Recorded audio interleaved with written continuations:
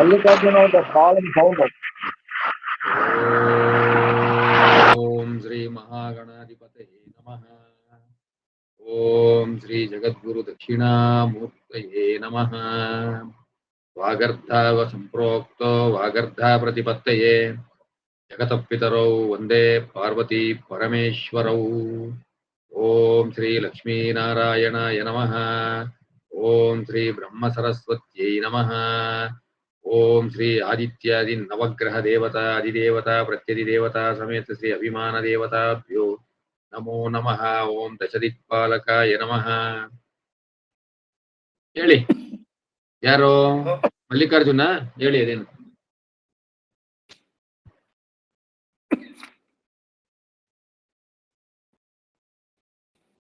ಏನ್ next division ಚಾರ್ಟ್ಗೆ ಹೋಗ್ಬೇಕಾ? ಎಲ್ಲಿಗೆ ಹೋಗ್ಬೇಕೀಗ?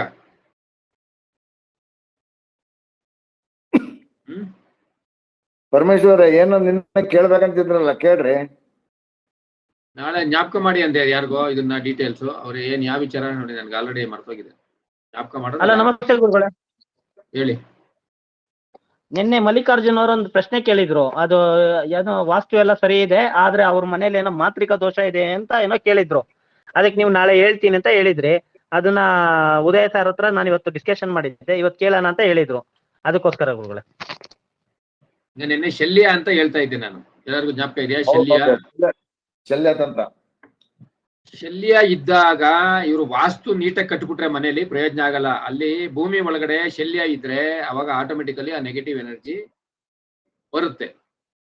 ಮತ್ತೆ ನೈಋತ್ಯದಲ್ಲಿ ಏನಾಗಿದೆ ನೋಡ್ಬೇಕು. ವಾಸ್ತು ಇವ್ರು ಮಾಡಿದ್ದಾರೆ ಅಂತಾರೆ, ಬಟ್ ಎಷ್ಟು ಮಟ್ಟಿಗೆ ಕರೆಕ್ಟ್ ಇದೆ ನಮಗ್ ಗೊತ್ತಿಲ್ವಲ್ಲ. ನೆಗೆಟಿವ್ ಎನರ್ಜಿ ಬರೋದು ಮ್ಯಾಕ್ಸಿಮಮ್ ನೈಋತ್ಯದಿಂದ. ನೈಋತ್ಯದಲ್ಲಿ ಏನಾಗಿದೆ, ನೈಋತ್ಯ ಡೌನ್ ಇದೆಯಾ, ನೈಋತ್ಯದಲ್ಲಿ ಏನಾದ್ರೂ ಓಪನಿಂಗ್ಸ್ ಇದಾವ, ಅದನ್ನ ನೋಡ್ಬೇಕು. ಮುಖ್ಯವಾಗಿ ಈ ಕಾನ್ಸೆಪ್ಟ್ಗಳು ನೋಡಿದ್ರೆ ನಿಮ್ಗೆ ನೆಗೆಟಿವ್ ಎನರ್ಜಿ ಗೊತ್ತಾಗುತ್ತೆ. ಮಾಟ ಮಂತ್ರ ವಾಮಾಚಾರ ವಿದ್ಯೆ ಇದೆ ರೀ, ಆದ್ರೆ ವಾಮಾಚಾರ ಮಾಡುವಷ್ಟು ಎಕ್ಸ್ಪರ್ಟ್ಗಳಿಗೆ ಯಾರು ಇಲ್ಲ ಅನ್ನೋದು ನನ್ನ ಅಭಿಪ್ರಾಯ. ಅಷ್ಟು ಎಕ್ಸ್ಪರ್ಟೈಸ್ ಬೇಕು. ಅಸ್ಟ್ರಾಲಜಿಗಿಂತನೂ ಎಕ್ಸ್ಪರ್ಟೈಸ್ ಬೇಕು. ಈಗ ನಮ್ಮಲ್ಲಿ ನಮ್ಮ ಶಿವ ಇನ್ಸ್ಟಿಟ್ಯೂಟ್ ಅಲ್ಲೇ ಇಷ್ಟೊಂದು ಜನ ಇದೀವಿ. ಒಬ್ಬೊಬ್ರು ಒಂದೊಂದ್ರಲ್ಲಿ ಎಕ್ಸ್ಪರ್ಟ್ ಇದಾರೆ, ಎಲ್ಲರಲ್ಲೂ ಎಕ್ಸ್ಪರ್ಟ್ ಇಲ್ಲ. ಆದ್ರೆ ವಾಮಾಚಾರಕ್ಕೆ ಆಲ್ರೌಂಡ್ ಎಕ್ಸ್ಪರ್ಟೈಸ್ ಬೇಕು. ಆ ತರ ಎಕ್ಸ್ಪರ್ಟೈಸ್ ಇದ್ದು ಮಾಡ್ತಾರೆ ಯಾರಾದ್ರೂ ಅಂದ್ರೆ ವಾಮಾಚಾರ. ಅದಕ್ಕೆ ಒಂದು ಇದಿರ್ತದೆ. ಆಮೇಲೆ ಅದಕ್ಕೆ ಒಳ್ಳೇದಕ್ಕೆ ಇದು ಮಾಡ್ಬೇಕು. ಈಗ ಯುದ್ಧ ಕಾಲದಲ್ಲಿ ಶತ್ರು ಸಂಹಾರಕ್ಕೆ, ಶತ್ರು ನಾಶಕ್ಕೆ, ಇಲ್ಲ ಈ ಕಳ್ಳರು ಕಾಕರನ ರಾಜ್ಯಭಾರ ಮಾಡ್ಬೇಕಾದ್ರೆ ಈ ಕಳ್ಳರು ಕಾಕರ ಕಾಟ ಜಾಸ್ತಿ ಇರ್ತದೆ, ಅದನ್ನ ನಾಶ ಮಾಡಕ್ಕೆ. ನಮ್ಮ ದೇಶದ ಈಗ ಈ ಏನಂತಾರೆ, ಈ ಗೂಢಾಚಾರಿ ಕೆಲಸ ಬೇರೆ ದೇಶದವ್ರು ನಮ್ ದೇಶಕ್ಕೆ ಮಾಡಿ ಬಂದ್ರೆ ಅವ್ರು ಹಿಡ್ಕೊಂಡು ಹೊಡಿತೀವಿ. ನಮ್ ದೇಶರು ಬೇರೆ ದೇಶಕ್ಕೆ ಹೋಗಿ ಮಾಡ್ತಾರಲ್ಲ ಗೂಢಾಚಾರ, ಆ ತರ ವಾಮಾಚಾರ. ಈ ಆಚಾರಗಳು ಎಲ್ಲ ಆಚಾರಗಳೇ.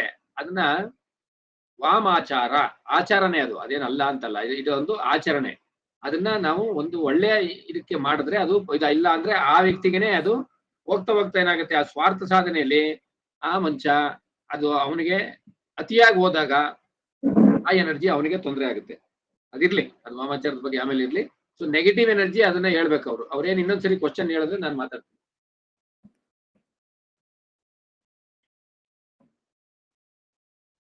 ಅವ್ರದ್ದೇನೋ ಇಶ್ಯೂ ಇತ್ತು, ಇಲ್ಲ ಲಾಗ್ಔಟ್ ಆಗಿದ್ರೆ ಲಾಗಿನ್ ಆಯ್ತಾರೆ. ಮಲ್ಲಿಕಾರ್ಜುನ್ ಹೇಳಿ. ಈಗ ಇದು ಸಿಂಪಲ್ ಸ್ಕ್ಯಾನರ್ ಅಂತ ಬರುತ್ತಲ್ಲ ಸರ್, ಅದೇನೋ ಯೂಸ್ ಮಾಡಬಹುದಾ ಸರ್ ಇದಕ್ಕೆಲ್ಲ? ಹೇಳಿ, ಇನ್ನೊಂದ್ಸರಿ ಹೇಳಿ. ಓರಾ ಸ್ಕ್ಯಾನರ್ ಅಂತ ಯೂಸ್ ಮಾಡ್ತಾರಲ್ಲ, ಅದೇನೋ ಇದಕ್ಕೆಲ್ಲ ಯೂಸ್ ಆಗುತ್ತಾ ಸರ್? ಇಲ್ಲ ಅದೇನೋ ಆಕ್ಚುಲಿ ಯೂಸ್ ಆಗತ್ತಾ ಇಲ್ವಾ ಅಂತ ಗೊತ್ತಿಲ್ಲ. ಏನೋ ಆತರ ಯೂಸ್ ಮಾಡಕ್ಕೆ ಗೊತ್ತಾಗತ್ತಾ? ಅದೆಲ್ಲ ಕಂಡುಹಿಡಿಬಹುದು. ಸ್ಕ್ಯಾನರ್ ಅಂದ್ರೆ ಯಾವ ತರ ಅದೇ ಹೇಳಿ ಫಸ್ಟ್ ನನಗೆ, ಅವಾಗ ಹೇಳ್ತೀನಿ. ಯಾಕಂದ್ರೆ ಇಲ್ಲಿ ಸುಮಾರು ಸ್ಕ್ಯಾನರ್ಗಳಿದಾವೆ, ಬಹಳ ಏನೋ ಕಚಡ ಕೆಲಸ ಮಾಡ್ತಿದ್ದಾರೆ ಈ ಸ್ಕ್ಯಾನರ್ ಅಂತ. ಈ ಓರಾ ಸ್ಕ್ಯಾನರ್ ಅಂದ್ರೆ ಯಾವುದು ಹೇಳಿ ಸರ್? ಇಲ್ಲಿ ಕೈಯಲ್ಲಿ ಹಿಡ್ಕೊಂಡ್ಬಿಟ್ಟು ಅದೆಲ್ಲ ಈ ಕಡೆ ಅಲ್ಲಾಡ್ತಾರೆ. ಇಷ್ಟು ಪ್ರೇತ ಇದೆ, ಇಷ್ಟು ಭೂತ ಇದೆ, ಇಷ್ಟು ಹಿಂಗಾಗಿದೆ ಅಂತ ಹೇಳ್ತಾರೆ. ಅದು ಅದಾ ರಾಜೇಶ್? ಹೌದು ಸರ್. ಅದು ನಿಜಾನ ಸುಳ್ಳ ಅಂತ ಗೊತ್ತಿಲ್ಲ. ಅದ್ರಲ್ಲಿ ಗೊತ್ತಾಗತ್ತಾ ಅಥವಾ ಅದೇನ್ ರಿಮೂವ್ ಮಾಡಕ್ ಆಗತ್ತಾ?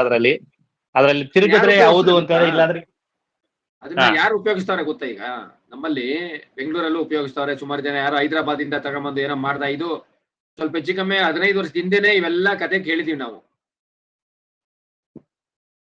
ಕೇಳಿರೋದು 15 ವರ್ಷದ ಹಿಂದೆನೆ ಇದೆಲ್ಲ ಕೇಳಿದೀವಿ. ಒಂದು ಈ ನೆಟ್ಟಿಗೆ ಅಸ್ಟ್ರಾಲಜಿ ಬರ್ದಿರೋರು ನಮ್ ಕಡೆ ಏನಂತಾರೆ, ಅಡಕಸ್ವಿಗಳು ಅಂತಾರಲ್ಲ, ಅವರು ಈ ಕೆಲಸ ಮಾಡ್ಕೊಂಡು ನಿಂತಾರೆ.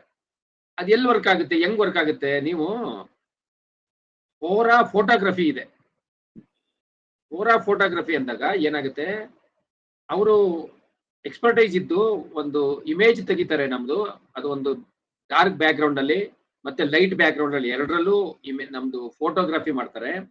ಅವಾಗ ನಮ್ಮ ಸುತ್ತ ಒಂದು ಇದು ಬರ್ತದೆ, ಅದನ್ನ ಒಂಚೂರು ಏನಂತಾರೆ, ಆ ಒಂದು ಲೆನ್ಸ್ ಸ್ವಲ್ಪ ಬೇರೆ ತರ ತೆಗಿತಾರೆ, ಲೆನ್ಸ್. ಅವಾಗ ಏನಾಗುತ್ತೆ, ನಮ್ಮ ಸುತ್ತ ಲೈಟ್ ಅಂದ್ರೆ ಲೈಟ್ ಅಂದ್ರೆ ಏನು, ತೆಳುವಾದ ಬೆಳಕಿದೆಯಾ ಇಲ್ಲ ಗಾಢವಾದ ಬೆಳಕಿದೆಯಾ ಅಂತ. ತೆಳುವಾದ ಪ್ರಭಾವಳಿ ಎಷ್ಟಿದೆ ಅಂತ, ಪ್ರಭಾವಳಿ ಅಂತ ಅದು ನಾವು ಜೆನ್ಯೂನ್ ಅಂತ ಹೇಳ್ತೀನಿ ಹೊರತು ಈ ಓರಾ ಸ್ಕ್ಯಾನರ್ ಇದೆಲ್ಲ ಆಮೇಲೆ ಏನಿಲ್ಲ. ನೀವು ಓರಾ ಆಯ್ತು, ಓರಾದಲ್ಲಿ ನೆಗೆಟಿವ್ ಎನರ್ಜಿ ಇದೆ ಅಂತ ತಿಳ್ಕೊಳ್ಳೋಣ. ಈ ಉಪ್ಪು ತಗೊಂಡು ಈಗ ಓರಾದಲ್ಲಿ ಏನಿರ್ತದೆ ಅಂದ್ರೆ ಎನರ್ಜಿ ಇರ್ತದೆ. ಈ ಎನರ್ಜಿಯಲ್ಲಿ ಏನಂದ್ರೆ ಎಲೆಕ್ಟ್ರಾನ್ಸ್ ಇರ್ತದೆ. ಈಗ ಪ್ರೋಟಾನ್ ನ್ಯೂಟ್ರಾನ್ ಅವು ಹೊಡೆಯಕ್ಕಾಗಲ್ಲ, ಆಟಮ್ ಅಲ್ಲಿ ಅದನ್ನ ಹೊಡೆಯಕ್ಕಾಗಲ್ಲ. ಆದ್ರೆ ಎಲೆಕ್ಟ್ರಾನು ಮಿಕ್ಸ್ ಆಗುತ್ತೆ ಬೇರೆ ಕಡೆ ಒಂದು ಕಾಂಪೌಂಡ್. ಈಗ ಸೋಡಿಯಂ ಜೊತೆ ಕ್ಲೋರೈಡ್ ಸೇರಿದ್ರೆ ಎರಡು ಸೇರಿ ಸೋಡಿಯಂ ಕ್ಲೋರೈಡ್ ಆಗುತ್ತೆ. ಸೋಡಿಯಂ ಎಲೆಕ್ಟ್ರಾನು ಕ್ಲೋರೈಡ್ ಹೋಗುತ್ತೆ, ಕ್ಲೋರೈಡ್ ಎಲೆಕ್ಟ್ರಾನು ಸೋಡಿಯಂ ಬರ್ತದೆ. ಇದೆಲ್ಲ ಪಾಸಿಬಿಲಿಟಿ ಇದೆ, ಆಯ್ತಾ. ಇದು ಬಿಟ್ರೆ ಈ ಪ್ರೋಟಾನ್ ನ್ಯೂಟ್ರಾನ್ ಎಲ್ಲ ಎಕ್ಸ್ಚೇಂಜ್ ಆಗಲ್ಲ. ಸೊ ಆ ಆರಾದಲ್ಲಿ ನಮ್ಮ ಸುತ್ತ ಇರೋ ಪ್ರಭಾವಳಿಯಲ್ಲಿ ಈ ನೆಗೆಟಿವ್ ಎನರ್ಜಿನ ಇಲ್ಲ ಪಾಸಿಟಿವ್ ಎನರ್ಜಿ ಇರ್ತದೆ. ಆ ನೆಗೆಟಿವ್ ಎನರ್ಜಿನ ನೀವು ಒಂದು ಲವಣ ಯಾವ್ದಾದ್ರು ಸಾಲ್ಟ್ ಆಗ್ಲಿ, ಅದರಲ್ಲಿ ಸೋಡಿಯಂ ಕ್ಲೋರೈಡ್ ಮನೇಲಿ ಯೂಸ್ ಎಲ್ಲ ಸಿಗ್ತದೆ, ತಗೋತಾರೆ, ಯೂಸ್ ಮಾಡ್ತಾರೆ. ಪೊಟ್ಯಾಷಿಯಂ ಕ್ಲೋರೈಡ್ ಯೂಸ್ ಮಾಡಿ, ಅಮೋನಿಯಂ ಕ್ಲೋರೈಡ್ ಯೂಸ್ ಮಾಡಿ, ಯಾವುದೋ ಒಂದು ಸಾಲ್ಟ್ ನ ನೀವು ಏನು ನಿವಾರಿಸ್ತಾರೆ ಅಂತಾರೆ. ನಿವಾರಿಸೋದು ಅಂದ್ರೆ ಮೈ ಸುತ್ತ ತಗೊಂಡು ಹೋಗ್ತಾರೆ, ಆ ಪ್ರಭಾವಳಿ ಇರುವ ಜಾಗದಲ್ಲಿ ಹತ್ರ ತಗೊಂಡು ಹೋಗ್ತಾರೆ. ಅವಾಗ ಏನಾಗುತ್ತೆ, ಅಲ್ಲಿರೋ ಎಲೆಕ್ಟ್ರಾನ್ಗಳು ಈ ಲವಣಗಳು ಎಲೆಕ್ಟ್ರಾನ್ ನ ಎಳ್ಕೊಳ್ಳೋದ್ರಲ್ಲಿ ಶಕ್ತಿ ಇರ್ತದೆ. ಯಾಕೆಂದ್ರೆ ಇವರಲ್ಲಿ ಈ ಲವಣಗಳಲ್ಲಿ ಖಾಲಿ ಜಾಗ ಇರ್ತದೆ, ಅವಾಗ ಎಳ್ಕೊತಾರೆ. ವೇಲೆನ್ಸಿ ಇನ್ನೂ ಬಾಕಿ ಇರ್ತದೆ. ಕೆಮಿಸ್ಟ್ರಿ ಗೊತ್ತಿರೋರು ಗೊತ್ತಿರ್ತದೆ, ವೇಲೆನ್ಸಿ ಇನ್ನೂ ಬಾಕಿ ಇರ್ತದೆ.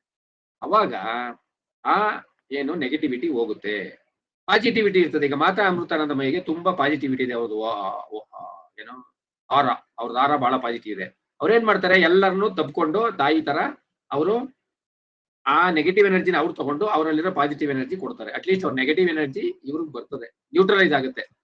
ಇದು ಏನು ಆರ ನ್ಯೂಟ್ರಲೈಸೇಷನ್, ಆರ ಮೆಥಡಾಲಜಿ. ಓಕೆ, ಈ ಆರ ಸ್ಕ್ಯಾನರ್ ಇವೆಲ್ಲ ನಡೆಯಲ್ಲ, ಇವೆಲ್ಲ ಏನು ವರ್ಕ್ ಆಗಲ್ಲ, ಸುಮ್ಮನೆ ದುಡ್ಡು ಮಾಡಕ್ಕೆ.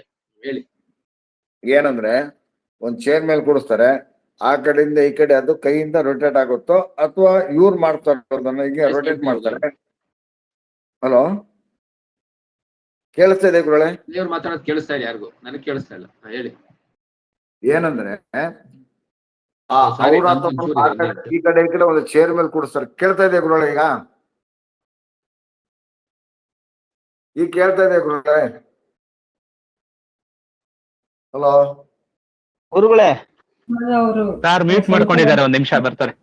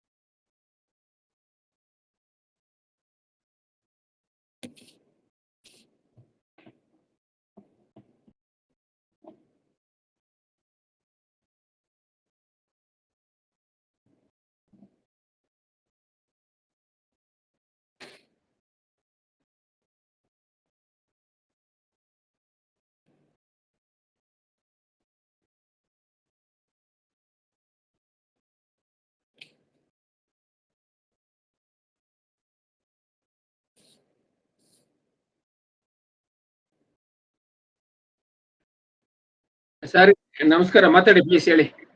ನಂದು ಇಂಪಾರ್ಟೆಂಟ್ ಕಾಲ್ ಅಟೆಂಡ್ ಮಾಡ್ಲೇಬೇಕಿತ್ತು, ಅದಕ್ಕೆ ಮಾಡಿ. ಹೇಳಿ. ಹಲೋ. ಏನಂದ್ರೆ ಗುರುಗಳು ಒಂದು ಚೇರ್ ಮೇಲೆ ಕೂಡಿಸ್ತಾರೆ, ಈ Okay. ಸ್ಕ್ಯಾನರ್ ಆ ಕಡೆ ಈ ಕಡೆ ಮಾಡ್ತಾರೆ.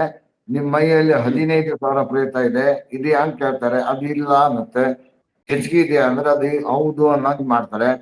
ಇದೆಲ್ಲದು ಈ ಟ್ರಿಕ್ಸ್ ಹೇಗೆ ಅಂತ 100% ಅವೆಲ್ಲ ಟ್ರಿಕ್ಸ್ ರೀ, ಸುಮ್ನೆ ದುಡ್ಡು ಕೀಳಕ್ಕೆ ಅವೆಲ್ಲ ಮಾಡ್ತಿರೋದು.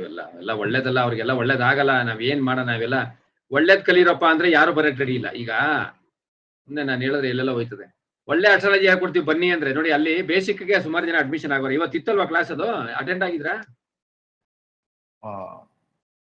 ಬೇಸಿಕ್ ನಾನ್ ಅಟೆಂಡ್ ಆಗಲಿಲ್ಲ ಗುರುಗಳೇ, ಬೇರೆಯವರೆಲ್ಲ ಗುರುವಾರ ಇಲ್ಲ, ಹಾಗೆ ಹೌದು. ಒಂದ್ಸರಿ ರಿಫ್ರೆಶ್ ಆಗುತ್ತೆ, ತಪ್ಪೇನಿಲ್ಲ ಅಟೆಂಡ್ ಆಗಿ.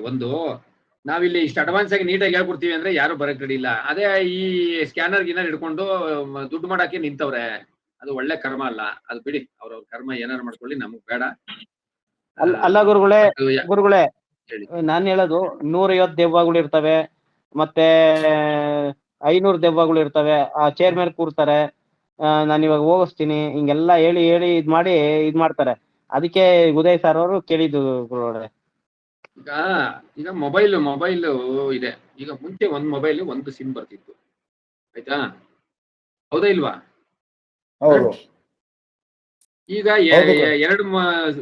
ಎರಡು ಸಿಮ್ ಇರೋ ಮೊಬೈಲ್ ಇದೆಯಾ ಇಲ್ವಾ? ಹೌದು. ಓಕೆ.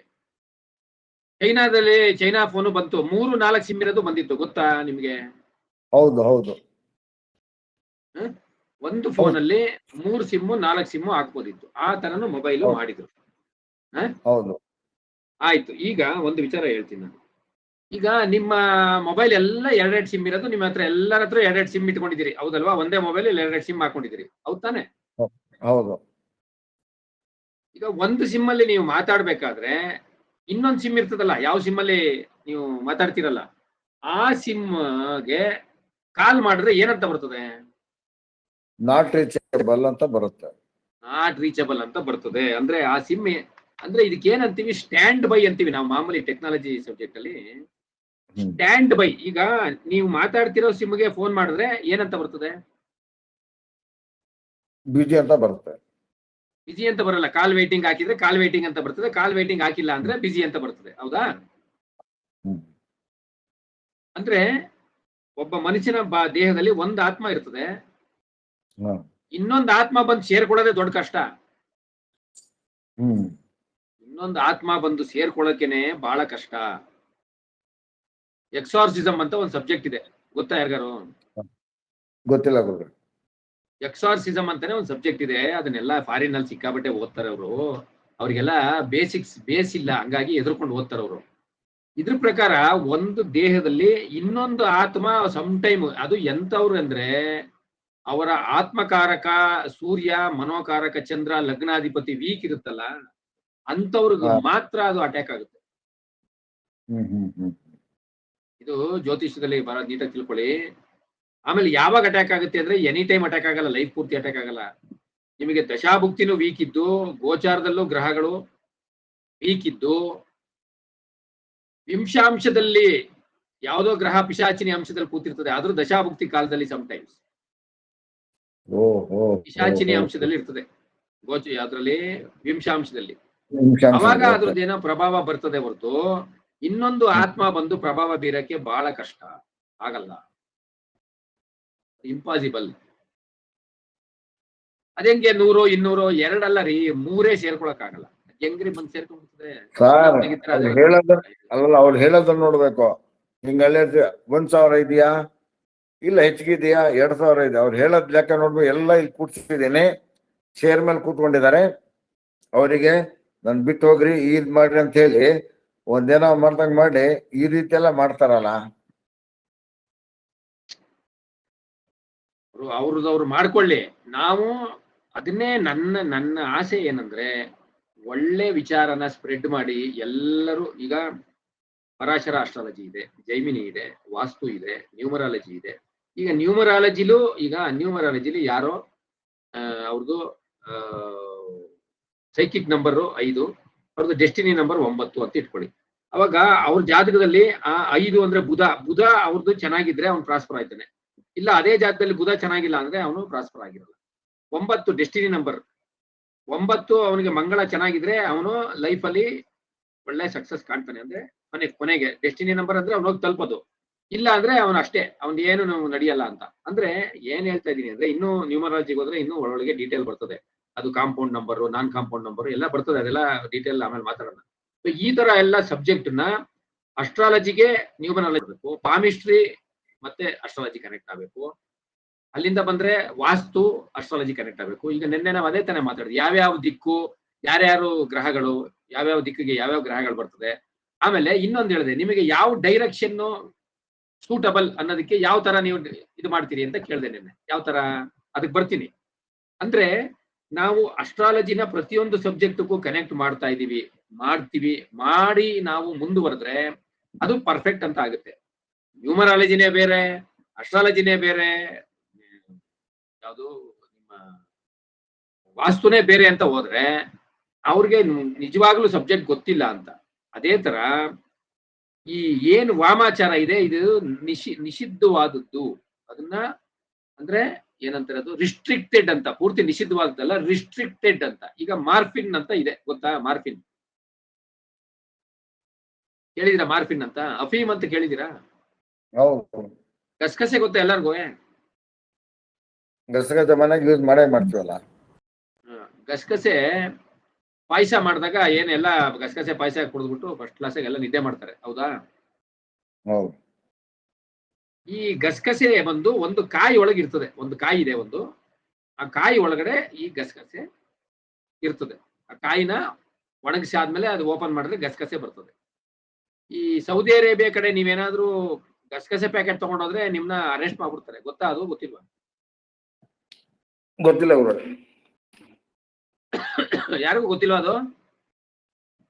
ಖಂಡಿತ ಗೊತ್ತಿಲ್ಲ ಗುರು. ಇಲ್ಲ, ಬೇರೆಯವ್ರಿಗೆ ಗಸಗಸೆ ಆ ಕಡೆ ಎಲ್ಲ ತಗೊಂಡೋಗಂಗಿಲ್ಲ. ಇಲ್ಲ ಗುರುಗಳ, ಗೊತ್ತಿಲ್ಲ. ಅಫ್ಘಾನಿಸ್ತಾನ ಬೆಳಿತಾರಲ್ವಾ? ಪಾಪಿ ಸೀಡ್ಸ್ ಅಂತಾರೆ ಗಸಗಸೆಗೆ, ಇಂಗ್ಲಿಷ್ ಅಲ್ಲಿ ಪಾಪಿ ಸೀಡ್ಸ್ ಅಂತಾರೆ. ಈ ಗಸಗಸೆ ಕಾಯಿ ಇರ್ತದಲ್ಲ, ಬಿಟ್ಟಿರ್ತದಲ್ಲ, ಅವಾಗ ಆ ಕಾಯಿನ ಕುಯ್ತಾರೆ, ಹಿಂಗೆ ಒಂದೊಂದು ಲೈನ್ ಎಳಿತಾರೆ, ಮೇಲಿಂದ ಕೆಳಕ್ಕೆ ಮೇಲಿಂದ ಕೆಳಕ್ಕೆ. ಈ ಸೀಬೆಹಣ್ಣ ಕಟ್ ಮಾಡ್ಬೇಕಾದ್ರೆ ನೀವು ಪೂರ್ತಿ ಕಟ್ ಮಾಡ್ಬೇಡದಲ್ಲ, ಸುಮ್ನೆ ಮೇಲೊಂದು ಕುಯ್ಬೇಕು. ಈ ಕೆಲವು ಹಣ್ಣುಗಳನ್ನ ಕುಯ್ದ್ರೆ ರಸ ಬರ್ತದೆ, ಗೊತ್ತಾ? ಈಚೆ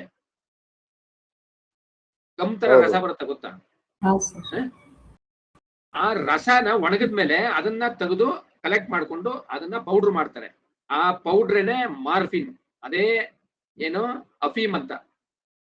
ಅದಕ್ಕೆ ಸ್ವಲ್ಪ ಕೆಮಿಕಲ್ ಟ್ರೀಟ್ಮೆಂಟ್ ಮಾಡ್ತಾರೆ, ಇನ್ನೊಂದ್ ಚೂರು ಸ್ಟ್ರಾಂಗ್ ಮಾಡ್ತಾರೆ. ಅದು ಹೆರಾಯಿನ್ ಅಂದ್ರೆ ಬ್ರೌನ್ ಶುಗರ್ ಅಂತ. ಈಗ ಈ ಮಾರ್ಫಿನ್ ನ ಎಲ್ಲಿ ಯೂಸ್ ಮಾಡ್ತಾರೆ ಗೊತ್ತಾ?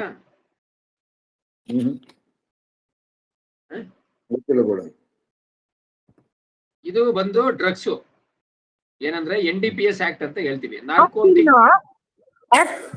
ಮಾರ್ಫಿನ್ ಕ್ಯಾನ್ಸರ್ ಇದಕ್ಕೆ ಯೂಸ್ ಮಾಡ್ತಾರೆ sir. Very good, very good. ಆಮೇಲೆ ನೋವು ಟ್ರೀಟ್ಮೆಂಟಿಗೆಲ್ಲ ಕೊಡ್ತಾರೆ ಸರ್. ನೋವುದು ಬೇರೆ ಸುಮಾರು ಇದಾವಲ್ಲ, ಯಾಕೆ ಇದನ್ನ ಕೊಡ್ತಾರೆ? ಇದು ಒಂಥರ ಆ ನೋವು ಗೊತ್ತಾಗ್ಲಿಲ್ದಂಗೆ ಮಾಡುವಂತ ಒಂದು ಶಕ್ತಿ ಇರುತ್ತೆ ಸರ್ ಈ ಮಾರ್ಫಿನ್ ಇದಕ್ಕೆ. ಓಕೆ, ಗುಡ್, ಒಳ್ಳೆ ಆನ್ಸರ್. ಈಗ ಈ ಕ್ಯಾನ್ಸರ್ ಅಂದ್ರೆ ಸಿಕ್ಕಾಬಟ್ಟೆ ವಿಪರೀತ ನೋವು ಅದು. ಅದೇ ತರ ಆಪರೇಷನ್ ಆದ್ಮೇಲೂ ಬಹಳ ನೋವು. ಇಲ್ಲಿ ಆಪರೇಷನ್ ಮಾಡಿಸ್ಕೊಂಡಿರೋರ್ಗೆ ಅದು ಅನುಭವ ಇರ್ತದೆ. ಈ ಅತಿಯಾದ ನೋವು ನಿವಾರಣೆ ಮಾಡುವಂಥದ್ದು ಇದು ಮಾರ್ಫಿನ್. ಆದ್ರೆ ಭಗವಂತ ನಮ್ಮ ದೇಹದೊಳಗೇನೆ ಆ ಮಾರ್ಫಿನ್ ಅಂತ ಶಕ್ತಿಯುತವಾದ ಕಣಗಳನ್ನ ಇಟ್ಟವನೇ, ಅದು ನಮಗೆ ಗೊತ್ತಿಲ್ಲ. ಅದು ಬೇರೆ ಸಬ್ಜೆಕ್ಟ್ ಬರ್ತದೆ, ಅದು ಫಾರ್ಮಕಾಲಜಿ ಇನ್ನೊಂದು, ಅವೆಲ್ಲ ಹೇಳ್ತಾ ಕೂತ್ಕೊಂಡ್ರೆ ಬೇರೆ ಬೇರೆ ಕಡೆ ಹೋಗ್ತದೆ, ಆಯ್ತಾ? ಇದನ್ನ ದುರುಪಯೋಗ ಮಾಡೋದೇನಂದ್ರೆ ಈ ಡ್ರಗ್ ಅಡಿಕ್ಷನ್, ಇವ್ರು ಇಂಜೆಕ್ಷನ್ ತಗೊಳ್ಳೋದು, ಆ ಮೂಸೋದು, ಕ್ರೆಡಿಟ್ ಕಾರ್ಡ್ ಅಲ್ಲಿ ತಳ್ಬಿಟ್ಟು ಮೂಸ್ತಾರಲ್ಲ, ಇದೆಲ್ಲ ಬ್ರೌನ್ ಶುಗರ್, ಮಾರ್ಫಿನ್, ಇವೆಲ್ಲಾನು ಸ್ನಫಿಂಗ್ ಅಂತಾರೆ. ಇನ್ನು ಏನೇನೇನೇನೋ ಮಾಡ್ತಾರೆ, MDH ಆತರ. ಅಮೆರಿಕದ ಕೆಲವು ದೇಶಗಳಲ್ಲಿ ಗಾಂಜಾ ಉಪಯೋಗಿಸಬಹುದು ಅಂತ ಪರ್ಮಿಷನ್ ಇದೆ. ಕೆಲವು ಅಲ್ಲಿ ರಾಜ್ಯಗಳಿದಾವಲ್ಲ, ಯುನೈಟೆಡ್ ಸ್ಟೇಟ್ಸ್, ಅದು ಎಲ್ಲಾ ರಾಜ್ಯಗಳಲ್ಲೂ ಇಲ್ಲ. ಅಮೆರಿಕದ ಕೆಲವು ರಾಜ್ಯಗಳಲ್ಲಿ ನೀವು ಗಾಂಜಾನ ನೀವು ಮಾಮೂಲಿ ನೀವು ಕೊತ್ತಂಬರಿ ಸೊಪ್ಪಂಗೆ ಉಪಯೋಗಿಸಬಹುದು ಅಂತ ಕಾನೂನಿದೆ, ಅದು ಬೇರೆ ಪ್ರಶ್ನೆ. ಇವೆಲ್ಲ ಏನಂದ್ರೆ ಮನುಷ್ಯನ ಒಂಥರ ಅವನ ಹ್ಯಾಲುಸಿನೇಷನ್ ಅಂತಾರೆ. ಅವನಿಗೆ ಗೊತ್ತಿರಲ್ಲ, ಅವನ ಮೈ ಮೇಲೆ ಜ್ಞಾನ ಇರಲ್ಲ ಅಂತಾರಲ್ಲ, ಆ ತರ ಮಾಡ್ತದೆ. ಏನ್ ಹೇಳ್ತಾ ಇದ್ದೀನಿ ಅಂದ್ರೆ ನಾನು ಈ ಯಾವುದೇ ವಸ್ತುನ ರಿಸ್ಟ್ರಿಕ್ಟೆಡ್ ಆಗಿ ಉಪಯೋಗಿಸಕ್ಕೆ ಪರ್ಮಿಷನ್ ಇರ್ತದೆ. ಈ ಮಾರ್ಫಿನ್ ಕ್ಯಾನ್ಸರ್ ಅವ್ರದ್ದು 4 ಸ್ಟೇಜ್ ಕ್ಯಾನ್ಸರ್ ಇರ್ತದೆ, ಅವ್ರಿಗೆ ನೋವು ತಡೆಯಕ್ಕಾಗಲ್ಲ. ಅಂದ್ರೆ ಪ್ಯಾಲೇಟಿವ್ ಕೇರ್ ಅಂತಾರೆ. ಇನ್ನೇನ್ ಅವರು ಸಾಯದೆ ಇನ್ನೇನು ಬೇರೆ ದಾರಿ ಇಲ್ಲ. ಅವಾಗ ಸಾಯೋ ಟೈಮಲ್ಲಿ ಸ್ವಲ್ಪ ನೋವು ಅನುಭವಿಸ್ತಾ ಇರ್ಲಿ, ಸುಖವಾಗಿ ಸಾಯ್ಲಿ ಅಂತ. ಅದೇ ತರ ಆಪರೇಷನ್ ಆಗಿರ್ತದೆ ಮೇಜರು, ಅವಾಗ ನೋವು ತಡೆಯಕ್ಕಾಗಲ್ಲ. ಆ ನೋವು ತಡೆಯಕ್ಕಾಗದೆ ಅವರು ಒದ್ದಾಡ್ಬಿಟ್ರೆ ಮತ್ತೆ ಡ್ಯಾಮೇಜ್ ಆಗುತ್ತೆ, ಹೊಲಿಗೆ ಬಿಚ್ಚೋಗುತ್ತೆ, ಏನೇನೋ ಆಗುತ್ತೆ ಅಂತ ಆ ನೋವು ನಿವಾರಣೆ ಕೊಡ್ತಾರೆ. ಬಹಳ ಪವರ್ಫುಲ್ ಪೈನ್ ಕಿಲ್ಲರ್ ಅಂತ ಹೇಳ್ತೀವಿ ಅದನ್ನ, ಆಯ್ತಾ. ಮಾರ್ಫಿನ್ಗೆ ರೀಪ್ಲೇಸ್ ಮಾಡತ್ತಂದು ಯಾವ್ದು ಇಲ್ಲ. ಆದ್ರೆ ಅದನ್ನ ಅಡಿಕ್ಷನ್ ಆಗಿ ಜನ ಅವರ ಸಾಮಾಜಿಕ ಮತ್ತು ಮಾನಸಿಕ ಆರೋಗ್ಯ ಹಾಳು ಮಾಡ್ಕೋತಾರೆ. ಬೇರೆ ಪ್ರಶ್ನೆ. ಯಾಕೆ ಹೇಳಕ್ ಬಂದೆ ಅಂದ್ರೆ ರಿಸ್ಟ್ರಿಕ್ಟೆಡ್ ಅಂತ, ಏನೋ ಇದು ರಿಸ್ಟ್ರಿಕ್ಟೆಡ್ ಯೂಸ್. ಅದೇ ರೀತಿ ವಾಮಾಚಾರನಾಗ್ಲಿ ಇನ್ನೊಂದಾಗ್ಲಿ ರಿಸ್ಟ್ರಿಕ್ಟೆಡ್ ಆಗಿ ಯೂಸ್ ಮಾಡಬೇಕು. ಎಲ್ಲಿ ಬಹಳ ಅವಶ್ಯಕತೆ ಅಲ್ಲಿ ಮಾತ್ರ ಯೂಸ್ ಮಾಡ್ಬೇಕು. ಅದೇನಾಗಿದೆ ಈಗ, ಅದು ಯೂಸ್ ಮಾಡ್ತಿಲ್ಲ, ಇವ್ರು ಸುಮ್ಮನೆ ಹೇಳ್ತಾವ್ರೆ ಹಂಗೆ ಹಿಂಗೆ, ಏನು ಅಲ್ಲಿ ಬಂತು ಇಲ್ಲಿ ಬಂತು ಅಂತ. ಆಯ್ತು, ಈಗ ಇಲ್ಲಿ ಇದ್ದೀರಲ್ಲ, ನಿಮ್ ಯಾರ್ಗಾರ ಅನುಭವ ಆಗಿದ್ಯಾ ಪ್ರೇತಾತ್ಮಗಳು ನಿಮ್ಗೆ ಎಫೆಕ್ಟ್ ಆಯ್ತು ಅಂತ? ನಿಮ್ಗೆ ಯಾರ್ಗಾರ ಆಗಿದ್ಯಾ? ಇಲ್ಲ ಸರ್. ಮತ್ ನಿಮ್ಗೆ ಯಾರಿಗಾರ ಆಗ್ಲೇಬೇಕಲ್ಲ ಅಟ್ಲೀಸ್ಟ್ ಡಿಫಾಲ್ಟ್ ಆಗಿ. ಯಾರಿಗಾರ ಒಬ್ರಿಗೆ ನಮಗೂ ಆಗಿದೆ ಸರ್, ನಮ್ಗೆ ಹಿಂಗ ಆಗೋಗಿತ್ತು, ನನಗೆ ಇಷ್ಟು ವರ್ಷ ನಾನು ಸಫರ್ ಆದೆ ಅಂತ. ಒಂದು ಸನ್ನಿ ಅಂತ ಒಂದು ಕಾಯಿಲೆ ಇದೆ, ಅದೇನಂದ್ರೆ ನ್ಯೂರಲಾಜಿಕಲ್ ಪ್ರಾಬ್ಲಮ್. ಅದು ಮೆಂಟಲಿ ಎಫೆಕ್ಟ್ ಆಗಿರ್ತದೆ. ತಲೆಯಲ್ಲಿ ಬ್ಲಡ್ ಕ್ಲಾಟ್ ಆಗಿ ಯಾವುದೋ ಒಂದು ಭಾಗಕ್ಕೆ ಸರಿಯಾಗಿ ಬ್ಲಡ್ ಸರ್ಕ್ಯುಲೇಷನ್ ಆಗದೆ, ಆ ಬ್ರೈನ್ ಕರೆಕ್ಟ್ ಆಗಿ ಕೆಲಸ ಮಾಡದೆ ಅವ್ರು ಹೆಂಗೆಂಗೋ ಮಾತಾಡೋದು, ಏನೇನೋ ಮಾಡೋದು ಮಾಡ್ತಾರೆ. ಅದು ಸನ್ನಿ ಕಾಯಿಲೆ ಅಂತಾರೆ. ಈ ನಾರ್ಮಲ್ ಡೆಲಿವರಿ ಆಗುತ್ತಲ್ಲ ಹೆಣ್ಮಕ್ಳಿಗೆ, ಅವಾಗ ಆ ಯುಟ್ರೇಸ್ ಜಾಗದಲ್ಲಿ ತುಂಬಾ ಬ್ಲಡ್ ಕ್ಲಾಟ್ ಆಗುತ್ತೆ. ಆ ಕ್ಲಾಟ್ ಆಗಿರೋ ಬ್ಲಡ್ ಕರಗಬೇಕು. ಅದಕ್ಕೆ ನಾರ್ಮಲ್ ಡೆಲಿವರಿ ಆದ ತಕ್ಷಣ ಹಳ್ಳಿಗಳ ಕಡೆ ತಿಳಿದವರು ವಯಸ್ಸಾದವ್ರು ಏನ್ ಹೇಳ್ತಾರೆ, ನೀರ್ ಕೊಡಿ ಚೆನ್ನಾಗಿ ಕುಡಿಯಕ್ಕೆ ಅವಾಗ ಅಂತ. ಅವ್ರಿಗೆ ಚೆನ್ನಾಗಿ ಒಂದ್ ಚೊಂಬು ಪೂರ್ತಿ ನೀರು ಕುಡಿಯಮ್ಮ ಅಂತ ಚೆನ್ನಾಗಿ ನೀರು ಕುಡಿಬೇಕು ಅಂತ. ಅದ್ರಲ್ಲಿ ಯಾವ್ದು ಕಾರಣ ಅಂದ್ರೆ, ಈ ಕ್ಲಾಟ್ಗಳು ಕರಗಬೇಕು ಅಂದ್ರೆ ಬ್ಲಡ್ ತೆಳ್ಳಗಾಗ್ಲಿ ಅಂತ ನೀರೆಲ್ಲ ಕೊಡ್ತಾರೆ. ಇಲ್ಲ ಅಂದ್ರೆ ಆ ಕ್ಲಾಟ್ ಏನಾಗುತ್ತೆ, ಬ್ರೈನ್ಗೆ ಹೋಗ್ಬಿಟ್ರೆ ಆ ಬ್ರೈನ್ ಅಲ್ಲಿ ಎಲ್ಲೋ ಬ್ಲಾಕ್ ಆಗ್ಬಿಟ್ರೆ, ಹಾರ್ಟ್ ಅಲ್ಲಿ ಬ್ಲಾಕ್ ಆಗತ್ತಾರ, ಬ್ರೈನ್ ಎಮರೇಜು ಇಲ್ಲ ಪ್ಯಾರಾಲಿಸಿಸ್ ಈ ತರ ಎಲ್ಲ ಆಗೋದು, ಸನ್ನಿ ಅಂತ ಆಗೋದು. ಅವಳು ಮಗು ಆದ್ಮೇಲೆ ಹಿಂಗ ಆಗ್ಬಿಟ್ಲು, ಹುಚ್ಚು ಬಂದಂಬಿಡ್ತು ಅಂತಾರೆ, ಏನೋ ಪ್ರೇತಾತ್ಮ ಬಂದ್ಬಿಡ್ತು. ಇಲ್ಲ ಮಗು ಆಗಿತ್ತು, ಅವಳು ರಾತ್ರಿ ಇತ್ಲಿಗೆ ಹೋಗಿದ್ಲು, ಬರೋಷ್ಟರಲ್ಲಿ ಹಿಂಗ ಆಗ್ಬಿಡ್ತು ಅಂತ. ಇತ್ಲಲ್ಲಿ ಏನ್ ಹಿಡ್ಕೊಬಿಡ್ಲಿಲ್ಲ. ಇದೆಲ್ಲ ಸೈನ್ಸ್ ರೀ. ಪ್ರತಿಯೊಂದಕ್ಕೂ ವೈಜ್ಞಾನಿಕ ಕಾರಣ ನಾನ್ ಕೊಡ್ತೀನಿ. ಭಗವಂತ ನಮ್ಗೆ ಏನೋ ಸಣ್ಣ ತಿಳುವಳಿಕೆ ಕೊಟ್ಟವನೆ, ನಾನ್ ಕೊಡ್ತೀನಿ, ಆಯ್ತಾ. ನಾನು ಎಷ್ಟೊತ್ತಂದ್ರೆ ಅಷ್ಟೊತ್ತಲ್ಲಿ, ನಾನು ರಾತ್ರಿ ಎಷ್ಟೊತ್ತಲ್ಲಾರು ಓಡಾಡ್ತೀನಿ, ಎಲ್ಲಿಗಾದ್ರೂ ಓಡಾಡ್ತೀನಿ.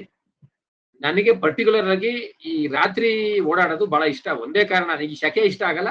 ರಾತ್ರಿ ತಣ್ಣಗಿರ್ತದೆ, ರಾತ್ರಿ ಎಷ್ಟೊತ್ತಿಗಾದ್ರೂ ಆಗ್ಲಿ ಹೋಗೋಣ ಬರೋಣ ಅಂತೀವಿ. ಆದ್ರೆ ಯಾವುದೇ ರೀತಿಯಾದ ಆ ಜಾಗ ಈ ಜಾಗ ಭಯ. ಇನ್ನು ಜನಗಳದ್ ಭಯ ಇದೆ, ಯಾರಾದ್ರೂ ಕಳ್ರು ಬಂದು ದುಡ್ಡು ಗಿಡ ಆಸೆಗೆ ಚುಚ್ಕೊಡ್ತಾರೆ ಅಂತ. ಅದು ಬಿಟ್ರೆ ಪ್ರಕೃತಿಯಲ್ಲಿ ನನಗೆ ಯಾವುದೇ ರೀತಿಯಾದ ಭಯ ಇಲ್ಲ. ಇನ್ನು ಸಣ್ಣ ಹುಳ ಉಪ್ಪಟೆ ಅವು ಗೀವು ಅವು ನೋಡ್ಕೊಂಡು ಹೆಜ್ಜೆ ಇಡಬೇಕು, ಈ ತರ ಭಯ ಬಿಟ್ರೆ ಇನ್ನು ಯಾವುದೇ ರೀತಿಯಾದ, ಅಂದ್ರೆ ಜೀವ ಇರೋ ಏನು ಜೀವಿಗಳು, ಅವುಗಳಿಂದ ಏನಾದ್ರೂ ತೊಂದರೆ ಆಗ್ಬೋದಾ ಅನ್ನೋದಷ್ಟೇ ಯೋಚನೆ ಇದೆ ಹೊರತು, ನಾನು 2 ವೀಲರ್ ಅಲ್ಲಾಗ್ಲಿ ಕಾರಲ್ಲಾಗ್ಲಿ ಎಂತೆಂತ ರಾತ್ರಿಗಳಲ್ಲಿ ಇಲ್ಲೇ ಅಲ್ಲ ಬೇರೆ ಬೇರೆ ರಾಜ್ಯಗಳಲ್ಲೆಲ್ಲ ಓಡಾಡಿದೀವಿ. ನಮಗೂ ಎಲ್ಲಾರು ಅಟ್ಯಾಕ್ ಮಾಡ್ಬೇಕಲ್ಲ, ನಮ್ ಕಂಡ್ರೆ ಯಾವ್ದಕ್ಕೂ ಪ್ರೇತಾತ್ಮಕ್ ಇಷ್ಟ ಆಗ್ಲಿಲ್ವಾ? ಯಾರಿಗಾದ್ರೂ, ನನ್ನ ಬಿಡಿ, ಯಾರಿಗಾದ್ರೂ ಆಯ್ತು, ನಿಮ್ ಅಕ್ಕಪಕ್ಕ ತೀರಾ ಕ್ಲೋಸ್ ಆಗಿರೋರು ಯಾರಿಗಾರು ಆಗಿದ್ಯಾ? ಬರೀ ಕೇಳಿರೋದೆ, ಅಲ್ಲಿ ಹಂಗಾಯ್ತಂತೆ ಇಲ್ಲಿ ಹಿಂಗಾಯ್ತಂತೆ ಅವ್ನ್ ಮಾಡ್ಬಿಟ್ನಂತೆ ಅಂತೆ ಕಂತೆಗಳೇ. ಆದ್ರೆ ನೀವು ವಿಟ್ನೆಸ್ ಮಾಡಿರೋದು ಯಾವ್ದಾರು ಇದೆಯಾ?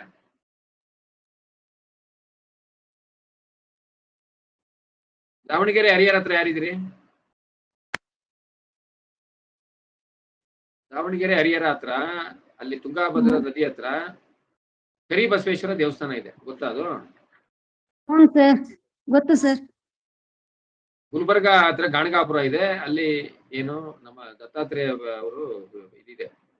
ದತ್ತಾತ್ರೇಯ ಅಂದ್ರೆ ಇವರಲ್ಲ, ನಮ್ಮ ಗುರು ದತ್ತಾತ್ರೇಯ ಅಲ್ಲ, ಅವ್ರ ಶಿಷ್ಯರದು ಅಲ್ಲಿ ಪೀಠ ಇದೆ. ಅಲ್ಲೂ ಅಷ್ಟೇ, ಇಲ್ಲೂ ಅಷ್ಟೇ ಕಂಬಿಗಳು ಹಾಕ್ಬಿಟ್ಟವ್ರೆ. ಈ ಹುಚ್ಚು ಬಂದಿರೋ ಜನಗಳು ಏನು ಕಂಬಿ ಮೇಲೆ ಹತ್ತೋದು ಇಳಿಯೋದಂತೆ ಏನಂತೆ, ಅದೇನು ಕರೆಕ್ಟ್ ಆಗಿ ಆ ಟೈಮ್ಗೆನೆ ಎಲ್ಲ ರೆಡಿ ಆಯ್ತಾರಪ್ಪ. ಅದೇನು ನನಗಂತೂ ವಿಚಾರ. ಈ ಮನುಷ್ಯರಿಗೆ ಒಂದು ರೋಗ ಇದೆ, ನಿಮ್ಗೆಲ್ಲರಿಗೂ ಗೊತ್ತಿರ್ಬೇಕು, ಎಲ್ಲರಿಗೂ ಇದು ಇರ್ತದದು. ಏನಂದ್ರೆ ಅಟೆನ್ಷನ್ ತಗೊಳ್ಳೋದು, ಅಂದ್ರೆ ಗಮನ ನಮ್ ಕಡೆ ಕೊಡ್ಲಿ ಅಂತ. ಅಟೆನ್ಷನ್ ಸೀಕಿಂಗ್ ಸಿಂಡ್ರೋಮ್ ಅಂತ, ಇಲ್ಲ ಅಟೆನ್ಷನ್ ಡಿಫಿಷಿಯನ್ಸಿ ಸಿಂಡ್ರೋಮ್ ಅಂತ ಇದೆ ಒಂದು. ಯಾವಾಗ ಯಾರು ಗಮನ ಕೊಡಲ್ಲ ಅಂತ ಅವಾಗ ಹಿಂಗೆಲ್ಲ ಶುರು ಮಾಡ್ಬಿಡ್ತಾರೆ. ಅವಾಗೆಲ್ಲ ಅವ್ರನ್ನೇ ನೋಡ್ತಾರೆ. ಎಲ್ಲ ಸೈಕಾಲಜಿಕಲ್ ಡಿಸಾರ್ಡರ್ಗಳು ಇವು. ಅವ್ರಿಗೆಲ್ಲ ಜಾತಕ ತೆಗೆದು ನೋಡಿ, ಅವ್ರಿಗೆ ಚಂದ್ರ ಎಲ್ಲ ಬಹಳ ವೀಕ್ ಇರ್ತದೆ, ಬಹಳ ವೀಕ್ ಇರ್ತದೆ. ಎಸ್ಪೆಷಲಿ ಚಂದ್ರ ಬಹಳ ವೀಕ್ ಇರ್ತದೆ, ಅಫ್ಲಿಕ್ಟ್ ಆಗ್ಬಿಟ್ಟಿರ್ತದೆ ಚಂದ್ರ. ಚಂದ್ರ ಕೇತು ಒಟ್ಟಿಗೆ ಇದ್ರೆ ಒಂಥರ ವಿಚಿತ್ರವಾಗಿ ಆಡ್ತಾರೆ ಅವರು. ಒಂದು ಏನಂತಾರೆ ಅದಕ್ಕೆ, ಕ್ರ್ಯಾಂಕಿ ಅಂತಾರೆ ಕನ್ನಡದಲ್ಲಿ. ಏನಂತ ಹೇಳ್ಬೇಕು, ಒಂಥರ ಇದ್ದಂಗೆ ಒಂಥರ ಇರಲ್ಲ. ಚಂದ್ರ ರಾಹು ಇದ್ರೆ ಒಳೊಳಗೆನೆ ಏನೇನೋ ಮಾಡ್ತಾರೆ, ಡಿಪ್ರೆಷನ್ಗೆ ಹೋಗ್ಬಿಡ್ತಾರೆ. ಇಲ್ಲ ಟಬಕ್. ಚಂದ್ರ ಶನಿ ಇದ್ರು ಆ ಪ್ರಾಬ್ಲಮ್, ಇನ್ ಶನಿ ರಾಹು ಇದ್ರು ಪ್ರಾಬ್ಲಮ್, ಅದು ಲಗ್ನದಲ್ಲೇ ಇದ್ರೆ ಇನ್ನೂ ಪ್ರಾಬ್ಲಮ್. ಸೊ ಫಸ್ಟ್ ಜಾತಕ ಪರಿಶೀಲನೆ ಮಾಡಿ ಆಮೇಲೆ ಮುಂದಕ್ಕೆ ಹೋಗ್ಬೇಕು. ಹೇಳಿ, ಇನ್ನೇನು ಬೇಕು ಈ ವಿಚಾರದಲ್ಲಿ? ಕರಿಬಸವೇಶ್ವರ ದೇವಸ್ಥಾನದ ಏನ್ ಅನುಭವ ಇದೆ? ಅಲ್ಲ, ಈ ದೇವ್ರು ಬರುತ್ತೆ ಅಂತಲ್ಲ, ಅದೆಲ್ಲ ಸೇಮ್ ಅಲ್ಲ ಸರ್? ಎಲ್ಲ ಅಟೆನ್ಷನ್ ಸೀಕಿಂಗ್ ಸಿಂಡ್ರೋಮ್ ರೀ. ಕರಿಬಸವಯ್ಯ ದೇವಸ್ಥಾನನ ಉಕ್ಕಡಗಾತ್ರಿ ಅಂತಾರೆ ಸರ್. ಉಕ್ಕಡಗಾತ್ರಿ. ಉಕ್ಕಡಗಾತ್ರಿ ಅಂತ. Correct, Ukkadagatri 100% correct. ಉಕ್ಕಡಗಾತ್ರಿಯಲ್ಲಿ ಏನು ಅವ್ರವ್ರು ಹತ್ತಿ ಮೇಲೆ ಕುಣಿಯೋದೇನೋ, ಅಯ್ಯೋ ಇಂಜಿನಿಯರ್ ಅವಳು ಹತ್ತಿದ್ಲು, ಇವಳು ಹಂಗ. ಯಾರಾಗ್ಲಿ ಜಾತಕದಲ್ಲಿ ಅಲ್ಲಿ ನಾನು ಯಾವ್ಯಾವ್ದು ಆರಸ್ಕೊ ಬಂದಿತ್ತು ನೋಡಿದ್ರೆ, ಈ ಗ್ರಹಗಳೆಲ್ಲ ಕಂಬಸ್ಟ್ ಆಗ್ಬಿಟ್ಟವೆ, ಗ್ರಹ ಇದ್ದಲ್ಲಿ ಸೋತಿದೆ 2-3 ಲೈನ್ ಆಗಿ. 1 ಡಿಗ್ರಿ ಡಿಫ್ರೆನ್ಸ್ ಅಲ್ಲಿ 3 ಗ್ರಹ 4 ಗ್ರಹ ಲೈನ್ ಆಗಿ ಕೂತ್ಕೊಂಡ್ರೆ ಏನ್ ಮಾಡ್ಬೇಕು? ಅಂತ ಟೈಮಲ್ಲಿ ಹುಟ್ಟವ್ರೆ, ಯಾರು ಹುಟ್ಲೇಬೇಕಲ್ಲ ಅವಾಗ. ಇನ್ನೇನಾಗುತ್ತೆ ಅವ್ರಿಗೆ? ಆ ದಶಾಭುಕ್ತಿ ಬಂದೇ ಬರ್ತದೆ. ಪೂರ್ವ ಜನ್ಮ ಕೃತಂ ಪಾಪೆ ವ್ಯಾಧಿ ರೂಪಣ ಬಾಧತೆ. ಮಾನಸಿಕ ವ್ಯಾಧಿ, ದೈಹಿಕ ವ್ಯಾಧಿ ಎಲ್ಲ ಹಾಗೆ ಆಗ್ತದಲ್ಲ. ಆದಷ್ಟು ಪುಣ್ಯ ಮಾಡಬೇಕು, ಆದಷ್ಟು ಶುಭ ಕರ್ಮ ಮಾಡಬೇಕು. ಮಾಡಿಲ್ಲ ಅಂದ್ರೆ ಅನುಭವಿಸಿ. ಅವೆಲ್ಲ ನಮಗೆ ಕಲಿಯಕ್ಕೆ, ಪಾಠ ಕಲಿಯಕ್ಕೆ ಅವೆಲ್ಲ ನಿದರ್ಶನಗಳು. ದೇವ್ರು ಬರ್ತದೆ ಅಂದ್ರೆ ಅಲ್ಲ ರೀ, ಮನುಷ್ಯ ದೈವ ರೂಪೇಣ. ಹೌದು ತಾನೆ? ಹೌದು. ಅಂದ್ರೆ ಯಾವುದೇ ಒಂದು ನಿಮಗೆ ಕೆಲವು ಕೆಲಸ ಕಾರ್ಯ ಆಗ್ಬೇಕಾದ್ರೆ ಭಗವಂತ ಒಂದು, ಈಗ ನಿಮ್ದು ಇದನ್ನ ನೋಡಿದ್ರ ಫಿಲಮ್ ಯಾವ್ದು, ಓ ಮೈ ಗಾಡ್ 2 ನೋಡಿದ್ರ? ನೋಡಿ ದಯವಿಟ್ಟು ಎಲ್ಲರೂ ಓ ಮೈ ಗಾಡ್ 2 ನೋಡಿ. ಕಲ್ತ್ಕೋಬೇಕಾಗಿರೋ ವಿಚಾರ, ನಮ್ಮ ಏನು ಬಯಾಲಜಿ ಇರ್ಬೋದು ಸಬ್ಜೆಕ್ಟ್, ನಮ್ಮ ದೈಹಿಕ ವ್ಯತ್ಯಾಸಗಳು ಏನೇನಾಗ್ತದೆ ಹುಡುಗರಲ್ಲಿ, ಗಂಡ್ಮಕ್ಳು ಹೆಣ್ಮಕ್ಳಲ್ಲಿ, ಅವ್ರು ಟೀನೇಜ್ ಯಾಕಂತಂದ್ರೆ ಅವಾಗ ಹಾರ್ಮೋನಲ್ ಚೇಂಜಸ್ ಬಹಳ ಆಗ್ತಿರ್ತದೆ. ಅವಾಗ ಏನೇನ್ ವ್ಯತ್ಯಾಸ ಆಗ್ತದೆ, ಅವ್ರು ಯಾವ್ಯಾವ ರೀತಿ ಬಿಹೇವ್ ಮಾಡ್ತಾರೆ, ಯಾಕೆ ರಫ್ ಆಗ್ತಾರೆ, ಯಾಕೆ ಸ್ವಲ್ಪ ವಿಚಿತ್ರ ಆಗ್ತಾರೆ ಅಂದ್ರೆ ಅದೆಲ್ಲ ಹಾರ್ಮೋನ್ಗಳು, ಸುಮಾರು ಹಾರ್ಮೋನ್ಗಳು ರಿಲೀಸ್ ಆಗುತ್ತೆ, ಅವಾಗೆಲ್ಲ ಆಗ್ತದೆ. ಅದೆಲ್ಲ ನ್ಯಾಚುರಲ್. ಅವಾಗ ಯಾರ್ದೋ ಒಂದು ರೂಪದಲ್ಲಿ ಯಾರೋ ಬರ್ತಾರೆ ಅಲ್ಲಿ, ಸ್ವಲ್ಪ ಜನಗಳಿಗೆ ನಮ್ಗೆ ಅರ್ಥ ಆಗ್ಲಿ ಅಂದ್ಬಿಟ್ಟು ಶಿವಗಣನೆ ಒಬ್ರು ಕಳಿಸ್ತಾರೆ ಅಂತಾರೆ, ಅವರು ಅಕ್ಷಯ್ ಕುಮಾರ್ ಆತರ ಬರ್ತಾರೆ, ಏನೋ ಒಂದು ಆಯ್ತದೆ ಬಿಡಿ. ಆದ್ರೆ ಯಾರೋ ಒಬ್ಬ ವ್ಯಕ್ತಿಗೆ ಒಂದು ವಿಚಾರ ಮನ್ಸಿಗೆ ಬರ್ತದೆ, ನಾನೇನೋ ಮಾಡ್ಬೇಕು, ಯಾರಿಗೋ ಏನೋ ಹೇಳ್ಬೇಕು ಆಯ್ತಾ. ಅವಾಗ ಅವ್ನು ಹೇಳ್ತಾನೆ, ಅವಾಗ ಅವ್ರಿಗೆ ಅದು ಸೊಲ್ಯೂಷನ್ ಆಗುತ್ತೆ, ಅವ್ರ ಪ್ರಾಬ್ಲಮ್ ಸಾಲ್ವ್ ಆಗುತ್ತೆ. ಅವಾಗ ಅವನೇ ಆ ಭಗವಂತನ ವಿಚಾರನ ಅವನ ಬಾಯಲ್ಲಿ ಬರ್ತದೆ. ಅದೇ ಮನುಷ್ಯ ದೈವ ರೂಪೇಣ ಅಂತ ಅಷ್ಟೇ ಬರ್ತು. ಈ ದೇವ್ರು ಬರೋದೆಲ್ಲ ಇದೆ ಇಲ್ಲ. ಎಷ್ಟೆಷ್ಟು ಫಿಲಮ್ ತೆಗೆದವ್ರೆ ಎಲ್ಲ ಅದು ಇದು ಫ್ರಾಡ್, ಅದು ಬರೀ ಮೋಸ, ಅವ್ರವ್ರ ಸ್ವಾರ್ಥ ಸಾಧನೆಗೆ, ಬೇರೆಯವರು ತೊಂದರೆ ಕೊಡಕ್ಕೆ, ಇವೆಲ್ಲ ಎಷ್ಟು ಮಾಡಿದ್ದಾರೆ. ಅಲ್ಲ, ಈಗ ಗುರುಗಳೇ, ಈಗ ನಮ್ಮ ಈ ದಕ್ಷಿಣ ಕನ್ನಡದಲ್ಲಿ ಕೆಲವು ದೈವಗಳು ಆರಾಧನೆ ಇದೆ. ಆ ದೈವ ಬಂದಿರ್ತಕ್ಕಂಥವ್ರು ಇಂಥ ಜಾಗದಲ್ಲಿ ಇಂಥ ದೇವಸ್ಥಾನ ಇದೆ, ಇಂಥ ವಿಗ್ರಹ ಇದೆ ಅಂತ ಹೇಳ್ತಾರಲ್ಲ, ಅದು ಯಾವ ಲೆಕ್ಕ? ನೋಡಿ, ಏನಂದ್ರೆ ಒಂದು ಇಂಟ್ಯೂಷನ್ ಅಂತ ಎಲ್ಲರಿಗೂ ಇರ್ತದೆ. ಇಂಟ್ಯೂಷನ್ ಅನ್ನೋದು ಇರ್ತದೆ. ಕೆಲವರು ತುಂಬಾ ಒಂದು ಬಹಳ ಭಕ್ತಿಯಲ್ಲಿದ್ದಾಗ ಅವ್ರಿಗೆ ಮನ್ಸಿಗೆ ಏನೋ ಒಂದು ಅನಿಸ್ತದೆ, ಅದು ಹೇಳ್ತಾರೆ. ಹಂಗನ್ಬಿಟ್ಟು ದೇವ್ರು ಬರ್ತದೆ ಅಂತಂದ್ರೆ ಒಂದು ಇಂಟ್ಯೂಷನ್ ಬರುತ್ತೆ ಅಂತ ಹೇಳ್ಬೋದೇ ಹೊರತು ದೇವರೇ ಬಂದು ಅವ್ರಿಗೆ ಒಳಗೆ ಸೇರ್ಕೊಂಡು ಮಾತಾಡ್ತಾನೆ ಅನ್ನೋದು ಆ ತರ ಡೈರೆಕ್ಟ್ ಆಗಿ ಒಪ್ಪಲ್ಲ ನಾನು. ಯಾವ ದೇವ್ರು ಬರ್ತದಂತೆ ಅಲ್ಲ, ಜನರಲ್ ಹೇಳೋದು. ಶಿವ ಯಾರಿಗೆ ಬಂದವನೇ? ಶಿವ ಬಂದವನ? ಶಿವ ಬರಲ್ಲ, ಬರ್ಲಿಲ್ಲ. ವಿಷ್ಣು ವಿಷ್ಣು ಬರಲ್ಲ. ಬರಲ್ಲ. ಅಲ್ಲ, ವಿಷ್ಣು ಬರಲ್ಲ, ಸೂರ್ಯ ಬರಲ್ಲ. ಸೂರ್ಯ ಬಂದ್ರೆ ಸುಟ್ಟೋಗ್ಬಿಡ್ತಾನ ಅವನಷ್ಟೇ. ಅಲ್ಲಲ್ಲ, ಆಂಜನೇಯ, ಶನೇಶ್ವರ, ದುರ್ಗೆ ಬರ್ತಾರೆ. ಈ ಕಡೆ ಎಲ್ಲ ಅಲ್ಲ, ಈ ಕಡೆ ಇದೆ, ನಮ್ ಕಡೆ ಅದಕ್ಕೆ ಅಲ್ಲ. ಟ್ರೆಂಡ್ ಅಲ್ಲಿ ಏನ್ ದೇವ್ರು ಇದಾರೆ ಅವ್ರು ಬರ್ತಾರೆ ಅಲ್ವಾ? ಈಗ ದಯವಿಟ್ಟು ಅನ್ಯತಾ ಭಾವಿಸ್ಬೇಡಿ. ನಾನು ಒಂದು ಪ್ರಶ್ನೆ ಕೇಳ್ತೀನಿ. ಶಿರ್ಡಿ ಸಾಯಿಬಾಬಾ ಭಕ್ತರಲ್ಲಿ ಫಸ್ಟೇ ಕ್ಷಮೆ ಕೇಳ್ಬಿಡ್ತೀನಿ. ಶಿರ್ಡಿ ಸಾಯಿಬಾಬಾ ಅವರು ಮೂಲತಃ ಏನವರು? ಒಬ್ಬ ಮುಸ್ಲಿಮ್ಸ್ ವ್ಯಕ್ತಿ. ಆಯ್ತು, ಒಬ್ರು ಮುಸ್ಲಿಂ, ಒಬ್ಬ ಮನುಷ್ಯ. ಹೌದಾ? ಹೌದಾ? ಆಯ್ತು, ಒಬ್ರು ಮನುಷ್ಯರು. ಅವರು ಏನಾದ್ರು ಆರಾಧನೆ ಮಾಡ್ತಿದ್ರ ಯಾವ್ದಾದ್ರು ಒಂದು ದೈವನ? ಇಲ್ಲ. ಯಾರನ್ನು ಮಾಡ್ತಿರ್ಲಿಲ್ವಾ? ದೇವ್ರು ಮಾಡ್ತಾ ಇದ್ರು ಅಷ್ಟೇ. ಏನ್ ಮಾಡ್ತಿದ್ರು? ದೇವರ ಆರಾಧನೆ. ಯಾವ ದೇವ್ರು ಅಂತ ಗೊತ್ತಿಲ್ಲ. ಅವ್ರು ಮಾರೋದನ್ನೇ ಮಾಡ್ತಿದ್ದು ಪ್ರಕೃತಿನ. ನೀಮ್ ಕರೋಲಿ ಬಾಬಾ ಗೊತ್ತಲ್ವಾ? ಹೌದು ನೀಮ್ ಕರೋಲಿ ಬಾಬಾ ಆಂಜನೇಯನ್ ಭಕ್ತರು ಅವರು. ಹೌದು, ಉತ್ತರಾಖಂಡ್. ಈಗ ಟ್ರೆಂಡ್ ಅಲ್ಲಿ ಇರೋದು ಅವ್ರೆ. ಯಾಕೆಂದ್ರೆ ಅವ್ರು ಯಾರು ಸೆಲೆಬ್ರಿಟಿಗಳು ಹೋದ್ಮೇಲೆ ಅವಾಗ ಟಬಕ್ ಅಂತ ಯಾರು ಸೆಲೆಬ್ರಿಟಿಗಳು ಹೋಗ್ಬಿಟ್ರೆ ಅವರು ಟ್ರೆಂಡಿಗೆ ಬಂದ್ಬಿಡ್ತಾರೆ. ಈಗ ಸಾಯಿರಾಮ್ ಅಂತಾರೆ. ಸಾಯಿರಾಮ್ ಅಂತ ಯಾಕಂತಾರೆ ಅಂದ್ರೆ ಈಗ ಸಾಯಿ ಬಾಬಾನ ಯಾರು ಕನೆಕ್ಟ್ ಮಾಡ್ತಾರೆ? ರಾಮಣ್ಣ. ಈಗ ಏನಂದ್ರೆ ನೀವು ಈಗ ಆಯ್ತು, ರಾಮ ಕೃಷ್ಣ ವಿಷ್ಣು ಎಲ್ಲ ಒಂದೇ ಅಲ್ವಾ? ಈಗ ತಿರುಪತಿ ವೆಂಕಟೇಶನ್ನೇ ಬಿಟ್ಬಿಟ್ರು, ಈ ಸಾಯಿಬಾಬಾನೇ ಮೇಲಕ್ಕೆ ತಂದ್ಬಿಟ್ರು ಈ ಜನ. ಈಗ ಹಂಗಾದ್ರೆ ಸಾಯಿಬಾಬಾನೇ ಗ್ರೇಟಾ? ನಾನು ಜನರಲಿ ಸುಮ್ನೆ ಕೇಳೋದು. ಅಲ್ಲ, ಸಾಧ್ಯನೇ ಇಲ್ಲ. ಮಾಡ್ತಿರೋದೇನ್ ಜನ? ಹೌದು, ಏನ ಮಾಡ್ತಿರೋದೇನು ಅದ್ ಹೇಳಿ ಫಸ್ಟ್.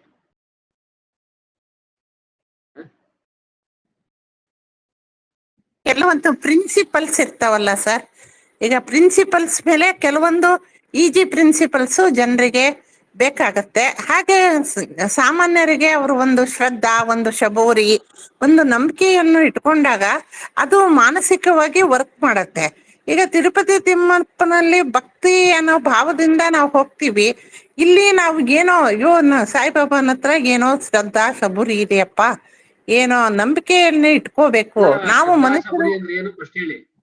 ಸಬೂರಿ ಅಂದ್ರೆ ಏನು ಫಸ್ಟ್ ಹೇಳಿ. ಅದು ತಿರುಪತಿ ತಿಮ್ಮಪ್ಪನ ಹತ್ರನೋ, ಕಾಶಿ ವಿಶ್ವನಾಥನ ಹತ್ರನೋ, ಇಲ್ಲ ಕಾಳಹಸ್ತಿ ವಾಯುಲಿಂಗದ ಹತ್ರ ಇಲ್ದೇ ಇರೋದು ಇಲ್ಲೇನ್ ಎಕ್ಸ್ಟ್ರಾ ಇದೆ ಅದು ಒಂದ್ ಸ್ವಲ್ಪ ಹೇಳಿ. ನಿಮ್ಗೆ ಫುಲ್ ಫ್ರೀಡಮ್ ಇದೆ, ಹೇಳಿ. ಒಂದು ಎನರ್ಜಿ ಇರುತ್ತೆ ಸರ್, ಎನರ್ಜಿ ಇರ್ತದೆ. ಎಲ್ಲಿ ದೇವಸ್ಥಾನಗಳಲ್ಲಿ ಎನರ್ಜಿ ಇರುತ್ತೆ, ಪಾಸಿಟಿವ್ ಎನರ್ಜಿ ಇರುತ್ತೆ. ಈಗ ನಾವು ಮಾತಾಡ್ತಿರೋದು, ತರ್ಕ ಮಾಡ್ತಿರೋದು, ನಾವು ಕಂಪ್ಯಾರಿಸನ್ ಮಾಡ್ತಾ ಇದೀವಿ. ನಮ್ದು ಪುರಾತನ ಗ್ರಂಥಗಳಿಂದ ಬಂದಿರೋದು. ಪುರಾತನ ಗ್ರಂಥಗಳಲ್ಲಿ ಎಲ್ಲೂ ಸಾಯಿಬಾಬಾ ಇಲ್ಲ. ಸಾಯಿಬಾಬಾ ಯಾವಾಗ ಹುಟ್ಟಿದ್ರು? ಎಷ್ಟು ಶತಮಾನಗಳಿಂದ? ಇನ್ನು ಒಂದು ಶತಮಾನ ಒಂದೂವರೆ ಶತಮಾನ ಆಗಿಲ್ಲ. ಸೊ ಈಗ ಅದೇನು ಅಲ್ಲಿ ಕಂಡ್ರು ಜನ, ಅದ್ ಹೇಳಿ. ಈಸಿ ಅದೇನೋ ಅಂದ್ರಲ್ಲ, ಹೇಳಿ ಅದನ್ನ. ನೀವ್ ಹೇಳ್ಬೇಕು, ಮಾತಾಡ್ಬೇಕು. ಈಗ ಯಾವ ತರ ಮಾತಾಡ್ಬೇಕು ಅಂತ ಹೇಳಿ. ಅವ್ರು ಹೇಳಿ ಕಂಪ್ಲೀಟ್. ಓಕೆ ಮಾತಾಡಿ ಮೇಡಮ್, ನಿಮ್ಗೆ ಏನ್ ಅನ್ಸುತ್ತೆ ಅದ್ ಹೇಳಿ.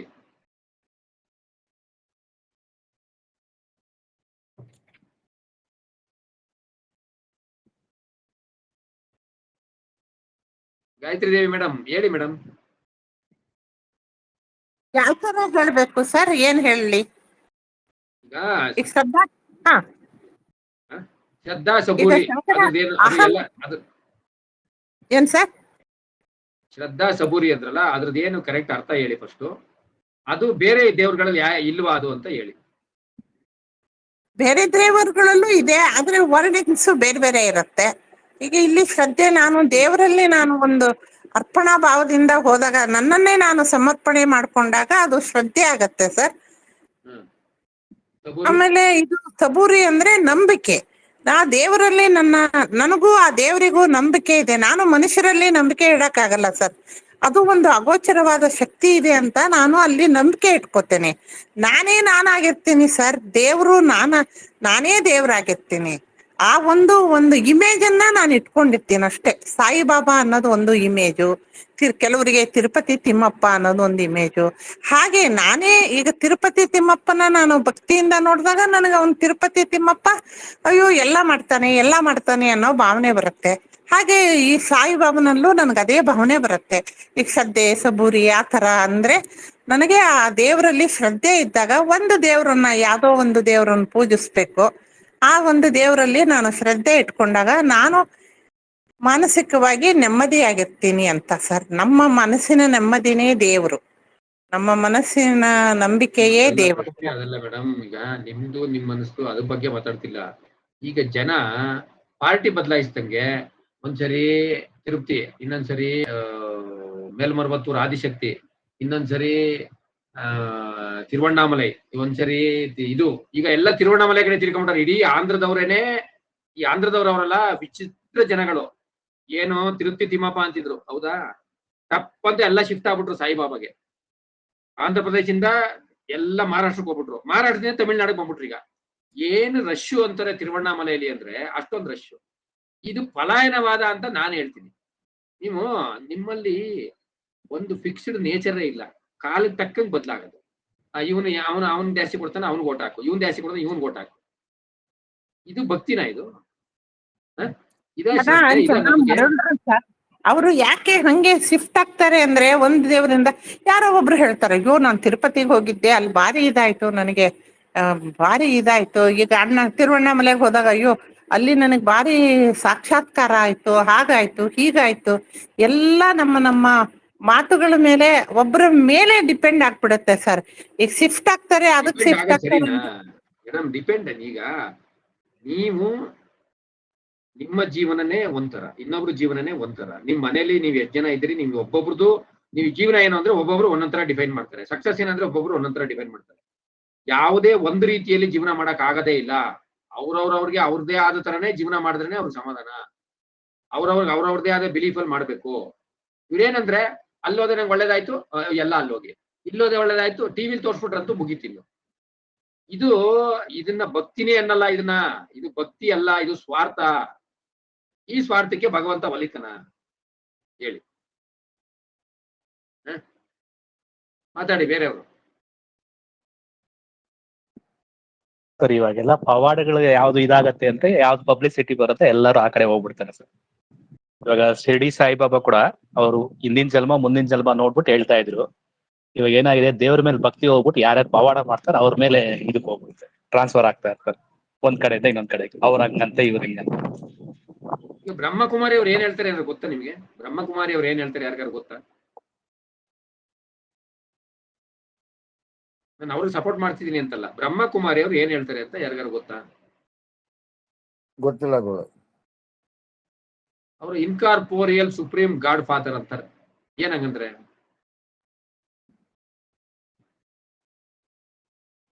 ಅದು ಶಿವ ಅಂತ ಅವ್ರು ಅನ್ಬೋದು, ಇನ್ನೊಬ್ರು ಅನ್ಬೋದು. ಜನರಲಿ ಏನ್ ಅರ್ಥ ಅಂದ್ರೆ ಅದು ವಿಷ್ಣುನೋ ಶಿವನೋ ಅದು ಬ್ರಹ್ಮನೋ, ಒಟ್ಟು ಅದು ಒಂದು ಮಹಾ ಚೈತನ್ಯ ಶಕ್ತಿ. ಇಡೀ ಈ ವಿಶ್ವ ಪ್ರಪಂಚ ಏನಿದೆ ಇದ್ರೊಳಗಿರೋ ಒಂದು ಮಹಾನ್ ಚೈತನ್ಯ ಶಕ್ತಿ. ನೀವು ಅವ್ರನ್ನ ಪೂಜೆ ಮಾಡದೆ ಬಿಡ್ಬಿಡ್ತೀರಿ ಟೋಟಲ್ ಆಗಿ. ಅದಾದ್ಮೇಲೆ ನಿಮ್ ತರ ಯಾರ್ಯಾರು ಹುಟ್ಟುತ್ತಾರೆ ಸಾಯ್ತಾರೆ ಅಂತವ್ರನ್ನ ಪೂಜೆ ಮಾಡಕ್ ಶುರು ಮಾಡಿದಿರಿ.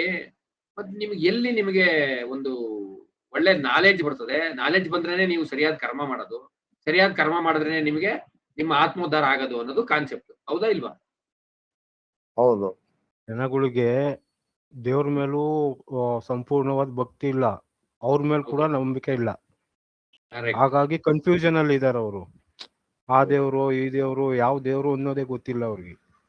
ದೇವ್ರು ಅಂದ್ರೆ ಒಬ್ನೇ ಅನ್ನೋದೇ ಗೊತ್ತಿಲ್ಲ ಅವ್ರಿಗೆ.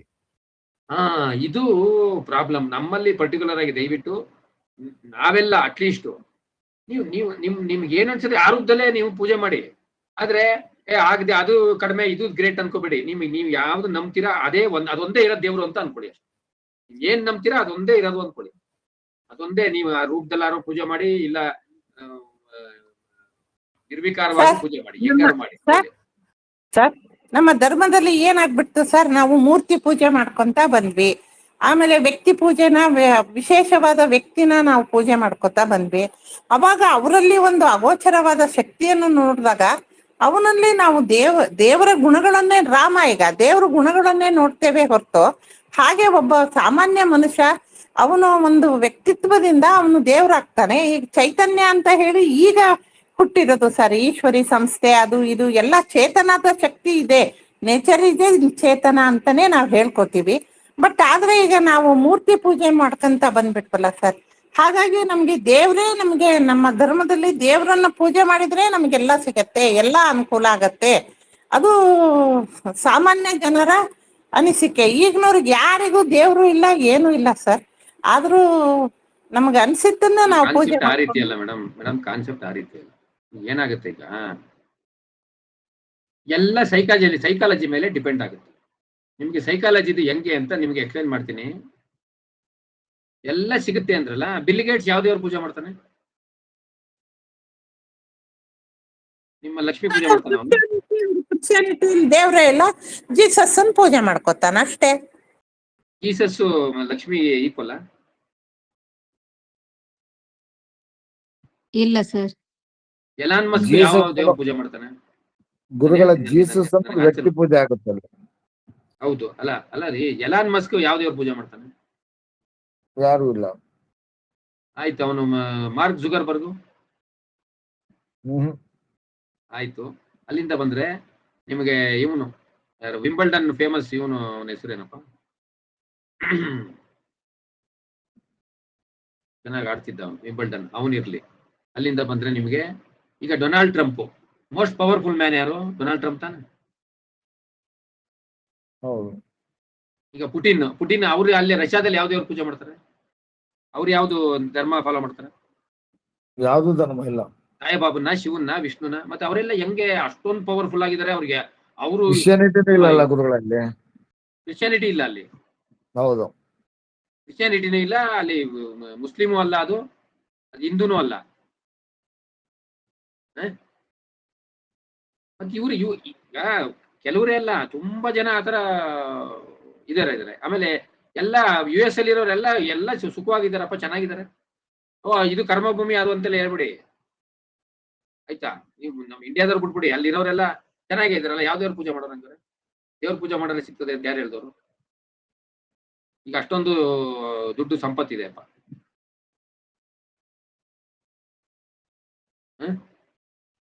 ಸೊ ಏನಂತಂದ್ರೆ ಕಾನ್ಸೆಪ್ಟು,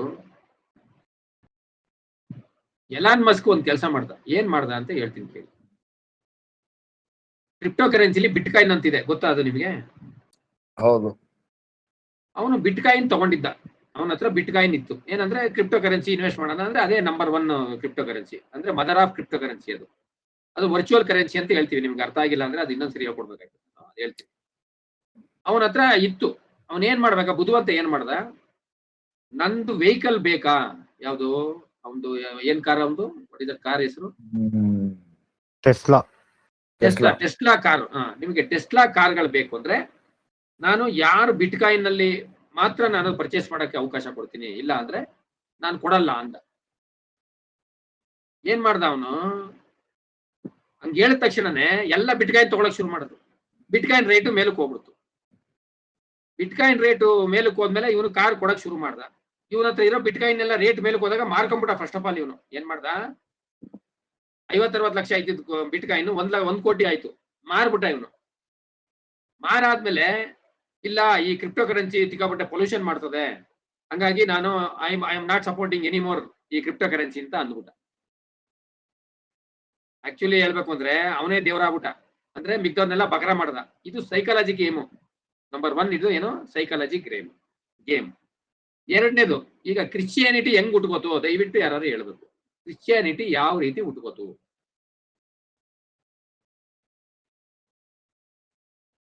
ಅವಾಗಿಂದ ಕ್ರಿಶ್ಚಿಯಾನಿಟಿ ಶುರುವಾಯ್ತು. ಈ 1,200 ವರ್ಷದ ಹಿಂದೆ. ಎಲ್ಲ ಬೇಡಿ, ನನಗೆ ಇನ್ಸಿಡೆಂಟ್ ಹೇಳ್ಬೇಕು. 7ನೇ ಕ್ರೈಸ್ತ ಕ್ರಿಶ್ಚಿಯನ್ ಜನ್ಮದಿಂದ ಶುರುವಾಯ್ತು ಸರ್ ಅದು. ಅಲ್ಲ ಮೇಡಮ್ ನೀವು ಇದು ಓದಿದಿರಿ, MA ಯಾವ್ದು ಲಿಟ್ರೇಚರ್ ಎಲ್ಲ ಮಾಡಿದಿರಿ. ನೀವು ತಪ್ಪು ಹೇಳ್ಬಾರ್ದು. ಅಂದ್ರೆ ಜೀಸಸ್ ಹುಟ್ಟಿದ ತಕ್ಷಣನೇ ಬೋಧನೆ ಮಾಡಕ್ ಶುರು ಮಾಡ್ಬಿಟ್ನಾ? ಸಾಧ್ಯನೇ ಇಲ್ಲ. ಲಾಜಿಕ್ ಬೇಕಲ್ವಾ? ನಾನು ಕ್ವಶನ್ ಲಾಜಿಕ್ ಆಗಿ ಕೇಳ್ತೀನಿ. ಕ್ರಿಶ್ಚಿಯಾನಿಟಿ ಯಾವಾಗ ಸ್ಟಾರ್ಟ್ ಆಯ್ತು? ಯಾರು ಅದನ್ನ ಕ್ರಿಶ್ಚಿಯಾನಿಟಿ ಒಂದು ಧರ್ಮ ಅಂತ ಘೋಷಿಸಿದ್ರು? ಕ್ರಿಶ್ಚಿಯನ್ಗೆ ವಿರುದ್ಧ ಇದ್ದವ್ರು ಯಾರು ಹೇಳಿ? ಯಹೂದಿಗಳು. ಕ್ಯಾಥೋಲಿಕ್ಸ್ ಸರ್. ಕ್ಯಾಥೋಲಿಕ್ ಎಲ್ಲ ಕ್ರಿಶ್ಚಿಯನ್ನೇ ಮೇಡಮ್, ನೀವು ತಪ್ಪು ಹೇಳ್ತಾ ಇದೀರಿ. ಕ್ಯಾಥೋಲಿಕ್, ಪ್ರೊಟೆಸ್ಟೆಂಟ್, ಬ್ಯಾಪ್ಟಿಸ್ಟ್, ಪೆಂತಗೋಸು ಬಹಳಷ್ಟು ಅವ್ರ ಹತ್ರ ಇದಾವೆ. ಆಯ್ತು, ಇರ್ಲಿ, ನಾವು ಡಿಬೇಟ್ ಆಗೋದ್ ಬೇಡ. ಯಹೂದಿಗಳಿಗೆ ಇನ್ನೊಂದು ಹೆಸರೇನು? ಯಹೂದಿಗಳು ಯಾವ ದೇಶ ಎಕ್ಸಾಂಪಲ್ ಹೇಳ್ತೀರಾ? ಈಗ ಇಸ್ರೇಲ್ ಅಲ್ಲಿ ಇದಾರಲ್ಲ, ಅವರೇ ಯಹೂದಿಗಳು. ಯಹೂದಿಗಳು ಅಂದ್ರೆ ಇನ್ನೊಂದು ಹೆಸರೇನು? ಜ್ಯೂಸ್ ಅಲ್ವಾ? ಆ ಪ್ರಾಂತ್ಯದಲ್ಲಿ ಕ್ರಿಶ್ಚಿಯಾನಿಟಿಗಿಂತ ಮುಂಚೆ ಯಾರೇ ಇದ್ರು? ಇವರಿದ್ರ ಜಾಸ್ತಿ ಯಾರಿದ್ರು? ಜೀವ್ಸ ಇದ್ದದ್ದು ಸರ್. ಇವ್ರನ್ನ ಕ್ರೂಸಿಫೈಡ್ ಮಾಡಿದ್ ಯಾರು? ಇವ್ರನ್ನ ಯೇಸು ಕ್ರಿಸ್ತನ. ಯೇಸು ಕ್ರಿಸ್ತನ ಎಗನಿಸ್ಟ್ ಮಾಡಿದವ್ರು ಯಾರು? ಕ್ರೂಸಿಫೈಡ್ ಮಾಡಿದವ್ರು ಯಾರು?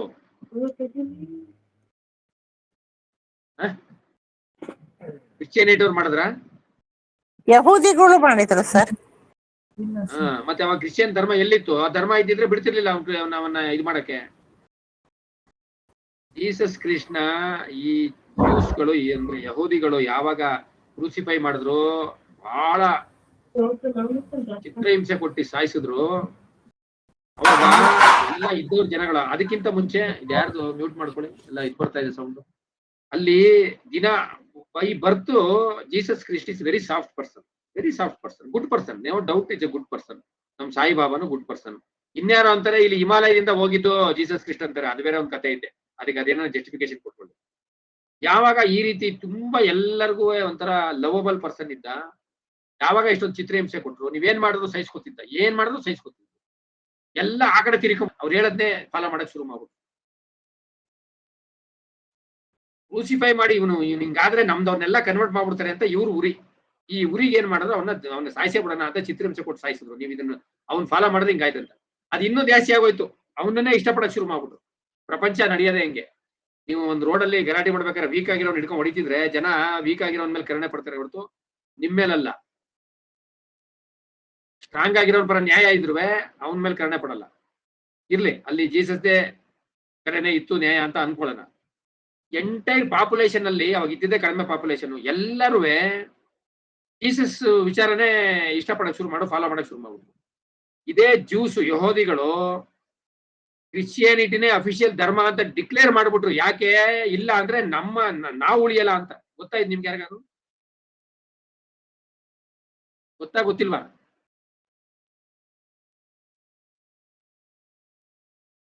ಯಾರು ಜೀಸಸ್ ಕೃಷ್ಣ ಎಗ್ರೆಸ್ಟ್ ಮಾಡಿದ್ರು ಅವರೇ ಇನ್ನು ಈ ದೇಶದ ಧರ್ಮ ಅಫಿಷಿಯಲ್ ಧರ್ಮ ಕ್ರಿಶ್ಚಿಯಾನಿಟಿ ಅಂತ ಡಿಕ್ಲೇರ್ ಮಾಡಿದ್ರು. ಯಾಕೆ? ಅವ್ರ ಕಡೆ ಮೆಜಾರಿಟಿ ಬೇಕಿತ್ತು. ಇದು ಪಾಲಿಟಿಕ್ಸ್. ಇದು ಏನಂತಾರೆ? ಸಮೂಹ ಸನ್ನಿ, ಮಾಸ್ ಹಿಪ್ನಾಟಿಸಂ ಮಾಡೋದು ಅಂತ. ಗೊತ್ತಾಯ್ತು ನಿಮ್ಗೆ? ಅಮೆರಿಕಾದವ್ರು ಏನ್ ಮಾಡ್ಬಿಟ್ಟಿದ್ದಾರೆ, ನಮ್ ದೇಶದಲ್ಲಿ ಗೋಲ್ಡ್ ರಿಸರ್ವ್ ಇಟ್ಟು ಕರೆನ್ಸಿ ಪ್ರಿಂಟ್ ಹೊಡಿಬೇಕು, ಎಲ್ಲಾ ದೇಶದಲ್ಲೂ ಹಂಗೆ ಹೊಡಿಬೇಕು. ಅಮೆರಿಕದವ್ರು ಹಂಗಲ್ಲ. ಅವ್ರದ್ದು ಇಡೀ ವರ್ಲ್ಡ್ಗೆ ಅವ್ರದೇ ಕರೆನ್ಸಿ. ನೀನು ಒಂದ್ ದೇಶದಿಂದ ಇನ್ನೊಂದ್ ದೇಶಕ್ಕೆ ಎಕ್ಸ್ಚೇಂಜ್ ಮಾಡ್ತೀಯಾ? ನಾವು ಅಮೆರಿಕ ಅಲ್ಲ, ಪಕ್ಕದವ್ರು ಅಮೆರಿಕ ಅಲ್ಲ. ಶ್ರೀಲಂಕಾಗೆ ಹೋಗ್ಬೇಕು ಅಂದ್ರೆ ಡಾಲರ್ ತಗೊಂಡೋಗು, ಸಿಂಗಾಪುರ್ಗೆ ಹೋಗ್ಬೇಕಂದ್ರೆ ಅಮೆರಿಕನ್ ಡಾಲರ್ ತಗೊಂಡೋಗು, ಸಿಂಗಾಪುರ್ ಡಾಲರ್ ಅಲ್ಲ. ಅವ್ರ ಕರೆನ್ಸಿ ಎಲ್ಲಾ ಕಡೆ ಯೂಸ್ ಆಗಿ ಅವ್ರು ಸುಮ್ನೆ ಪ್ರಿಂಟ್ ಹೊಡಿತಾರೆ. ಯಾವ್ದು ಗೋಲ್ಡ್ ರಿಸರ್ವ್ ಅಲ್ಲ, ಏನು ಇಡಲ್ಲ. ನಾವ್ಯಾಕೆ ಅವ್ರ ಕರೆನ್ಸಿ ಯೂಸ್ ಮಾಡ್ಬೇಕು? ನಮ್ದೇ ಎಕ್ಸ್ಚೇಂಜ್ ಮಾಡ್ಕೊಳ್ಳೋಣ. ಒಂದ್ ಮೀಡಿಯಾ ಮಾಡ್ಬಿಟ್ರು, ಅವರು ಉದ್ಧಾರ ಆದ್ರು. ಇದು ಏನು ಬಕ್ರ ಮಾಡಿರೋದು, ಬಕ್ಕರ್ ಮಾಡೋದು ಅಂತಾರೆ ಇದಕ್ಕೆ, ಬಕ್ರ ಮಾಡೋದು ಅಂತ. ಅಲ್ಲಿಂದ ಬಂದ್ರೆ ಮುಸ್ಲಿಂ ಸಮುದಾಯ ಹೆಂಗ್ ಹುಟ್ಕೋತು? ಮುಸ್ಲಿಂ ಸಮುದಾಯ ಹೆಂಗ್ ಹುಟ್ಕೋತು ಹೇಳಿ? ಮುಸ್ಲಿಂ ಬಂದು ಅವರು ಮುಂಚೆ ಅದು ಮುಸ್ಲಿಂ ಹುಟ್ಟಕ್ಕಿಂತ ಮುಂಚೆ ಅವರು ಯಾವ ಧರ್ಮದಲ್ಲಿದ್ರು? ಹಿಂದೂ ಧರ್ಮದಲ್ಲೇ ಇದ್ರು. Very good. ಹೆಂಗ್ ಹುಟ್ಕೋತು? ನಮ್ಮ ಸಂಪ್ರದಾಯಕ್ಕೆ ಎಲ್ಲ ಆಪೋಸಿಟ್ ಅವ್ರದ್ದಿರೋದು. ಅದು ಇರೋದ್ ಬೇರೆ ಪ್ರಶ್ನೆ. ಅದು ಉಟ್ಕೊಂಡಿದ್ದು ಹೆಂಗೆ, ಕಾರಣ ಏನು ಅದೇ ಹೇಳಿ. ಅದು ಗೊತ್ತಿಲ್ಲ ಗುರುಗಳೇ. ಈ ನಮ್ಮ ಹಿಂದೂ ಧರ್ಮದಲ್ಲಿ ಏನಂದ್ರೆ ಎಕ್ಸ್ಟ್ರೀಮ್ ಆಗೋಯ್ತು. ಒಂದ್ ಸಣ್ಣ ಎಕ್ಸಾಂಪಲ್ ಹೇಳ್ತೀನಿ. ಈಗ ದೊಡ್ಡವರು ತಿಳಿದವರು 4 ಜನ ಶಿಷ್ಯರು ಇಲ್ಲ 4 ಜನ ಮಕ್ಕಳು ಇರ್ತಾರೆ. ನೋಡಪ್ಪ, ಬೆಳಿಗ್ಗೆ ಎದ್ದ ತಕ್ಷಣ ನೀನು ಸಂಧ್ಯಾ ವಂದನೆ ಮಾಡು, ನೀನು ಅಡಿಗೆ ದೇವ್ರ ಮನೆ ತೊಳಿ, ನೀನು ಅಡಿಗೆ ಮನೆ ತೊಳಿ, ನೀನು ಅಭಿಷೇಕ ಮಾಡು. ಇನ್ನೊಂದು ಒಬ್ಬೊಬ್ರು ಒಂದೊಂದು ಹೇಳ್ತಾರೆ. ಅವ್ರವ್ರ ನಾಲೆಡ್ಜ್ ಮೇಲೆ ಹೇಳ್ತಾರೆ. ಯಾಕಂದ್ರೆ ಎಲ್ಲರೂ ಒಂದೇ ನಾಲೆಡ್ಜ್ ಇರಲ್ಲ, ಈಕ್ವಲ್ ಆಗಿರಲ್ಲ. ಅವ್ರವ್ರ ತಿಳುವಳಿಕೆ ಮೇಲೆ, ಅವ್ರವ್ರ ಸ್ಕಿಲ್ ಮೇಲೆ ಕೆಲಸ ವಹಿಸ್ತಾರೆ. ನಾಳೆ ದಿನ 4 ಜನನು ಮನೆ ಬಾಸ್ ಹಾಗೆ ಆಯ್ತಾರಲ್ಲ. ಅದ್ರಲ್ಲಿ ಬುದ್ಧಿವಂತ ಏನ್ ಮಾಡ್ತಾರೆ, ಕರೆಕ್ಟ್ ನಾಲೆಡ್ಜ್ ನ ಮುಂದಕ್ಕೆ ತಗೊಂಡ್ಬರ್ತಾರೆ. ಈ ಕೆಲವು ದಡ್ರೆ ಏನ್ ಮಾಡ್ತಾರೆ, ಮಕ್ಕಿ ಫಾಲೋ ಮಾಡಿರ್ತಾರಲ್ಲ, ಸಾಯಂಕಾಲ ಆದ್ಮೇಲೆ ಕಸ ಗುಡಿಸ್ಬಾರ್ದು. ಏನು ವೈಜ್ಞಾನಿಕ ಕಾರಣ ಇಲ್ಲ.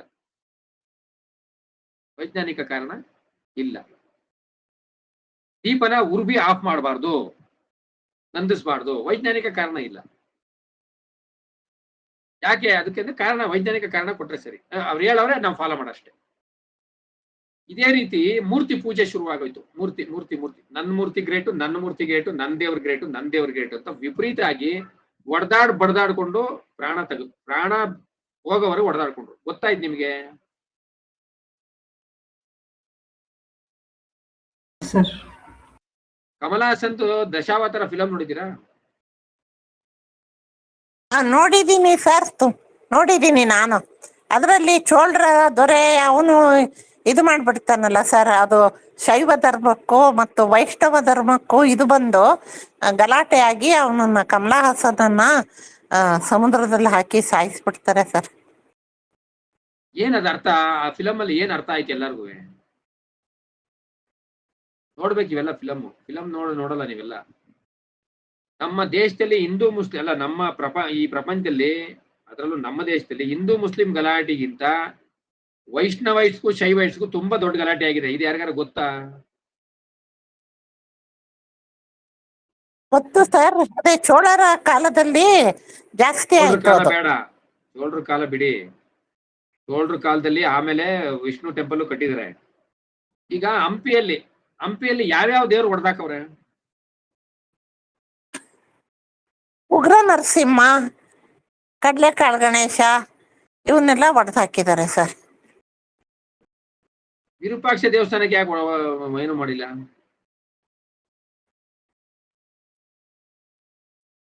ಅಲ್ಲಿ ವಿಷ್ಣು ಮತ್ತು ಶಿವ ಎರಡೂ ಇದಾನ, ಹಾಗಾಗಿ ಎಲ್ಲಿ ವಿರೂಪಾಕ್ಷದಲ್ಲಿ? ಎಲ್ಲಿ ವಿರೂಪಾಕ್ಷದಲ್ಲಿ ಶಿವ ಮಾತ್ರ. ಹೌದೌದು. ಹಂಪಿನೂ ಒಂದು ಎಕ್ಸಾಂಪಲ್. ವೈಷ್ಣವರಿಗೂ ಶೈವರಿಗೂ ಆಗಿರೋ ಗಲಾಟಿಗೆ ಅದು ಒಂದು ಎಕ್ಸಾಂಪಲ್. ಕಡ್ಲೆಕಾಳು ಗಣಪತಿ ಎಲ್ಲ ಹೊಡೆದಾಕಿದ್ದು ಮುಸ್ಲಿಮ್ಸು, ನರಸಿಂಹಸ್ವಾಮಿ ಹೊಡೆದಾಕಿದ್ದು ಶೈವೈಟ್ಸು. ಈ ಮೂರ್ತಿ ಪೂಜೆ ಅತಿರೇಕಕ್ಕೆ ಹೋಗಿ ನಮ್ದು ಗ್ರೇಟ್ ಅನ್ಕೊಂಡು ಹೊಡೆದಾಡ್ಬೇಕಾದ್ರೆ ಈ ಮಹಮ್ಮದ್ ಪೈಗಂಬರು ಅಂದ್ರೆ ಪ್ರವಾದಿ ಮಹಮ್ಮದ್ ಒಂದಷ್ಟು ಜನ ಬಕರಾಗಳನ್ನ ಕರ್ಕೊಂಬಂದ. ಅದ್ ಸರಿ ಇಲ್ಲ ಬನ್ನಿ ಅಂತ. ಆಮೇಲೆ ಏನ್ ಮಾಡ್ದ ಅವನು, ಇವ್ರು ಎಜುಕೇಟ್ ಆದ್ರೆ, ಈ ಎಜುಕೇಶನ್ ನೆಟ್ಗೆ ಆದ್ರೆ ಆಗ್ಬೇಕು, ಇಲ್ಲ ಅರ್ಧಂಬರ್ಧ ಆದ್ರೆ ಇದೇ ಪ್ರಾಬ್ಲಮ್ ಅಂದ್ಬಿಟ್ಟು ಅವರು ಕುರಾನ್ ಬರ್ದ್ಬಿಟ್ಟ. ಯಾರು ಓದಬಾರ್ದು, ಯಾರು ಮತ್ತಿನ ಇದನ್ನ ತಗೋಬಾರ್ದು, ಹೆಣ್ಮಕ್ಳಿಗೆ ಇದಾಗಬಾರ್ದು ಅಂತ ಅವರೆಲ್ಲ ಬುರ್ಕ ಹಾಕಬೇಕು ಅಂತ ಮಾಡ್ದ. ಅವ್ರು ಇದ್ದಿದ್ದೆಲ್ಲ ಅಲ್ಲಿ ಮರಳುಗಾಡಲ್ಲಿ, ಅಲ್ಲಿ ಇನ್ಫೆಕ್ಷನ್ ಅವು ಇವು ಜಾಸ್ತಿ ಅಂದ್ಬಿಟ್ಟು ನೀವು ಮುಂಜಿ ಮಾಡಿಸ್ಬೇಕು, ಅದು ಮಾಡ್ಬೇಕು ಅಂತ ಅವರ ಜಿಯೋಗ್ರಫಿಕಲ್ ಜಾಗಕ್ಕೆ ತಕ್ಕಂಗೆ ಕಾನೂನು ಮಾಡಿ ಬರೆದು ಬಿಸಾಕ್ಬಿಟ್ಟ. ಅವ್ರು ಇದ್ದಿದ್ದೇ ಕಡಿಮೆ, ಡಾಮಿನೇಟ್ ಮಾಡಕ್ಕೆ ಶರಿಯಾ ಕಾನೂನು ಅಂತ ತಂದ್ಬಿಟ್ಟ. ಈ ರೀತಿ ಈ ಧರ್ಮಗಳೆಲ್ಲ ಉಟ್ಕೊಂಡ್ ಬಂದಿದ್ದು. ಜೊರಾಸ್ಟ್ರಿಯನ್ ಅಂತ ಕೇಳಿದಿರಾ? ಜೊರಾಸ್ಟ್ರಿಯನ್ಸ್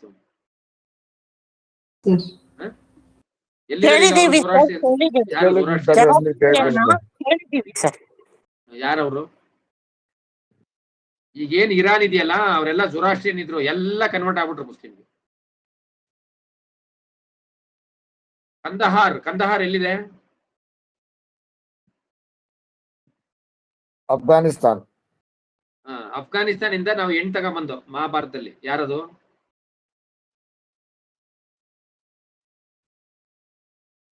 ಗಾಂಧಾರಿ ಅಫ್ಘಾನಿಸ್ತಾನದೊಳಲ್ಲ ಸರ್? ಗಾಂಧಾರ ದೇಶ ಕಂದಹಾರ್ ಆಗೈತಿ ಈಗ. ಆ ರೀತಿ. ಆಮೇಲೆ ರಷ್ಯಾ ಗಿಷ್ಯಾ ಎಲ್ಲ ಇರ್ಲಿಲ್ಲ ಅವಾಗ, ಯಾಕಂದ್ರೆ ಫುಲ್ ಹಿಮ, ಸಿಕ್ಕಾಪಟ್ಟೆ ಹಿಮ. ಹಂಗಾಗಿ ಏನಂದ್ರೆ ಈ ಮೂರ್ತಿ ಪೂಜೆ ಇನ್ನೊಂದು ಮತ್ತೊಂದು ಇವೆಲ್ಲ ಓವರ್ ಆಗಾಯ್ತು. ಈ ಯಾಕೆ ಮೂರ್ತಿ ಪೂಜೆ ಬೇಕು ಅನ್ನೋದು ಅದು ಇಂಪಾರ್ಟೆಂಟ್. ನೀವು ಎಲ್ಲರೂ ಒಂದೇ ತರ ಇರಲ್ಲ ಮೆಂಟಾಲಿಟಿ, ಎಲ್ಲರೂ ಮೆಂಟಲಿ ಸ್ಟ್ರಾಂಗ್ ಇರಲ್ಲ, ಅವರವರ ಕರ್ಮಾನುಸಾರ ಹುಟ್ಟಿರ್ತಾರೆ.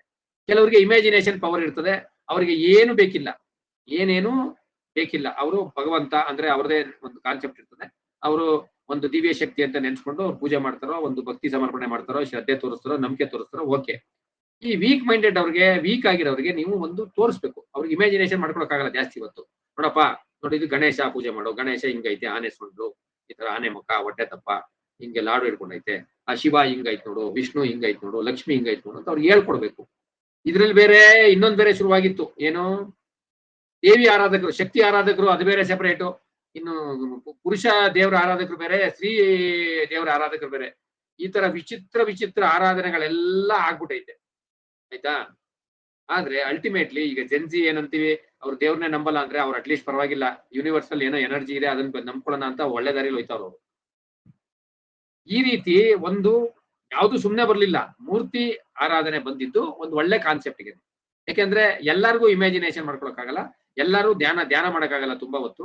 ಅವ್ರಿಗೊಂದು ಶೇಪ್ ಕೊಡ್ಬೇಕು, ಒಂದು ಶೇಪ್. ಫಸ್ಟ್ ಲಿಂಗ ರೂಪ ಬಂದಿದ್ದು ಏನಕ್ಕೆ ಅಂದ್ರೆ ಅದು ಬರೀ ಶಿವ ಅಂತ ಅಲ್ಲ, ಲಿಂಗ ರೂಪ ಅಂದ್ರೆ ಅದು ನಿರಾಕಾರ. ಚಿದಂಬರಂ ರಹಸ್ಯ ಏನಂದ್ರೆ ಅಲ್ಲಿ ಹೋಗಿ ನೋಡಿದ್ರೆ ಇಲ್ಲಿ ನಟರಾಜ ಇದೆ, ಅಲ್ಲಿ ನೋಡಿದ್ರೆ ಏನು ಇಲ್ಲ, ಬರೀ ಗೋಡೆ ಇದೆ, ಅಂದ್ರೆ ಆಕಾರ ಇಲ್ಲ ಅಂತ ಆಕಾರ ಕೊಟ್ರು. ಕಾಸ್ಮಿಕ್ ಡ್ಯಾನ್ಸ್ ಅಂದ್ರು. ಎಲ್ಲಾನು ಒಂದು ಕಾರಣಕ್ಕಾಗಿ ಮಾಡಿದ್ರೆ ಅದು ಅತಿರೇಕಕ್ಕೆ ಹೋಯ್ತು. ಜಿಯೋ ಮೊಬೈಲ್ ಬಂತು, ಅದು ಏನು ಎಲ್ಲ ಕೈಲೂ ಬಂದು ಅದು ಗಬ್ಬೆದೋಯ್ತು. ಹಿಂಗೆ ಏನೋ ಒಂದು ಬಂದ್ರೆ ಅದು ಅತಿಯಾಗಿ ಉಪಯೋಗಿಸೋದು ನಮ್ ಜನ, ಅತಿಯಾಗಿ ಮಾಡೋದು. ಈ ರೀತಿಯಾಗಿ ಪ್ರತಿಯೊಂದು ವಿಚಾರಗಳು ಆತರ ಬಂದು ಈಗ ಅದೇನದು ಅವನು ರಾಹುಲ್ ಪರೇಲ, ಅವನ ಹೆಸರೇನು,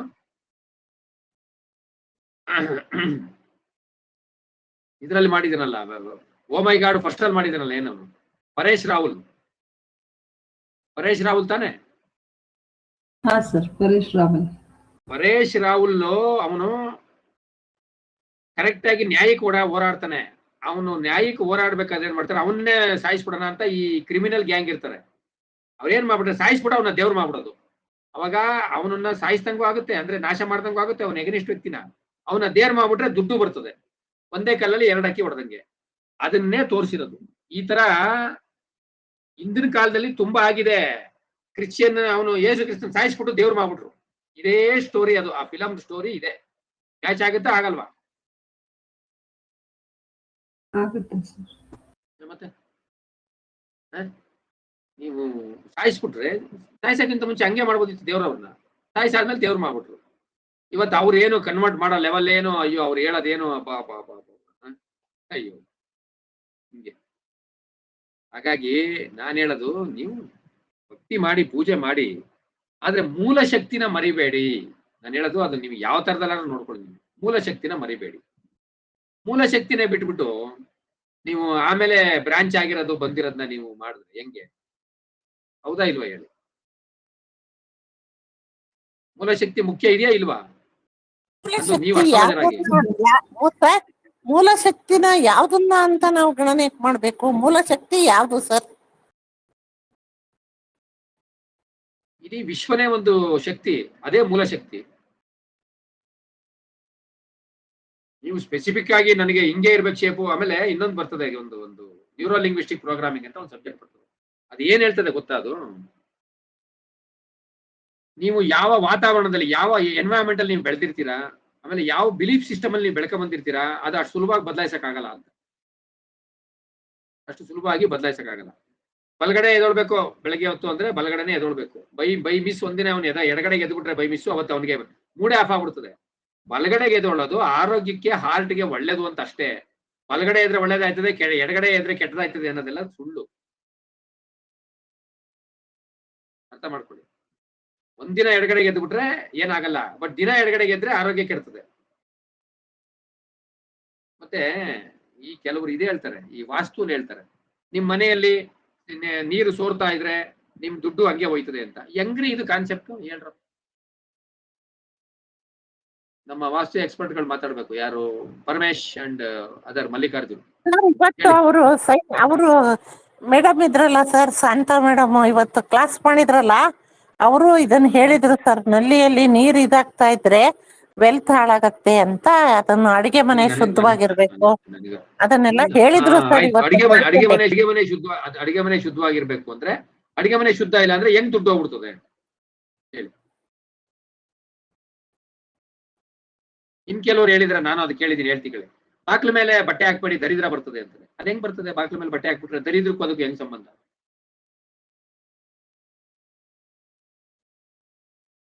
ಎಲ್ಲಿ ನೋಡ್ತಾ ಇದ್ರೆ ಹೆಂಗೆ ನಿಮಗೆ ದುಡ್ಡು ಹೊಟ್ಟೋಯ್ತದೆ? ಯೋಚನೆ ಮಾಡಿ ಹೇಳಿ. ಅಡಿಗೆ ಮನೆ ಶುದ್ಧವಾಗಿಲ್ಲದ್ರೆ ದುಡ್ಡು ಎಲ್ಲಿ ಹೋಗುತ್ತೆ? ಯಾವುದೇ ಆಚಾರ ವಿಚಾರಗಳನ್ನ ನೀವು ಆರೋಗ್ಯಕ್ಕೆ ಕನೆಕ್ಟ್ ಮಾಡಿ. ಫಸ್ಟ್ ಅಡಿಗೆ ಮನೆಯಲ್ಲಿ ನೀವು ಅಡಿಗೆ ಮಾಡ್ತೀರಾ, ಆಯ್ತಾ? ಟಾಯ್ಲೆಟ್ ಎಲ್ಲ ಹೋಗಿ ಊಟ ಮಾಡಲ್ಲ. ಟಾಯ್ಲೆಟ್ ಒಳಗೆ ಕೂತ್ಕೊಂಡು ಯಾಕೆ ಊಟ ಮಾಡಲ್ಲ? ಅಲ್ಲಿ ಕಾರಣ ಹೇಳಿ. ಹೈಜೆನಿಕ್ ಆಗಿರಲ್ಲ ಸರ್, ಹೈಜೆನಿಕ್ ಇರಲ್ಲ, ಇನ್ಫೆಕ್ಷನ್ಸ್ ಆಗುತ್ತೆ. ಹೈಜಿನಿಕ್ ಯಾಕಿರಲ್ಲ? ಕಾರಣ ಏನ್ ಹೇಳಿ? ಹೈಜಿನಿಕ್ ಅಂದ್ರೆ ಏನರ್ಥ? ಇವಾಗ ಬ್ಯಾಕ್ಟೀರಿಯಾಸ್ ವೈರಸಸ್ ಎಲ್ಲ ಇರಬಾರ್ದು ಅಂತ ಸರ್. ಅಲ್ಲೆಲ್ಲ ಬರ್ತದಲ್ವಾ? ಆದ್ರೂ ಟಾಯ್ಲೆಟ್ ಕ್ಲೀನ್ ಆಗಿರ್ಬೇಕಾ ಬೇಡವಾ? ಇರ್ಬೇಕು ಸರ್. ಇರ್ಲೇಬೇಕು. ಟಾಯ್ಲೆಟ್ ಅಲ್ಲಿ ನೆಲ್ಲಿ ಸೋರಿದ್ರೆ ದುಡ್ಡು ಹೋಗಲ್ವಾ? ಅಡಿಗೆ ಮನೇಲಿ ಸೋರಿದ್ರೆ ಮಾತ್ರ ಹೋಗುತ್ತಾ?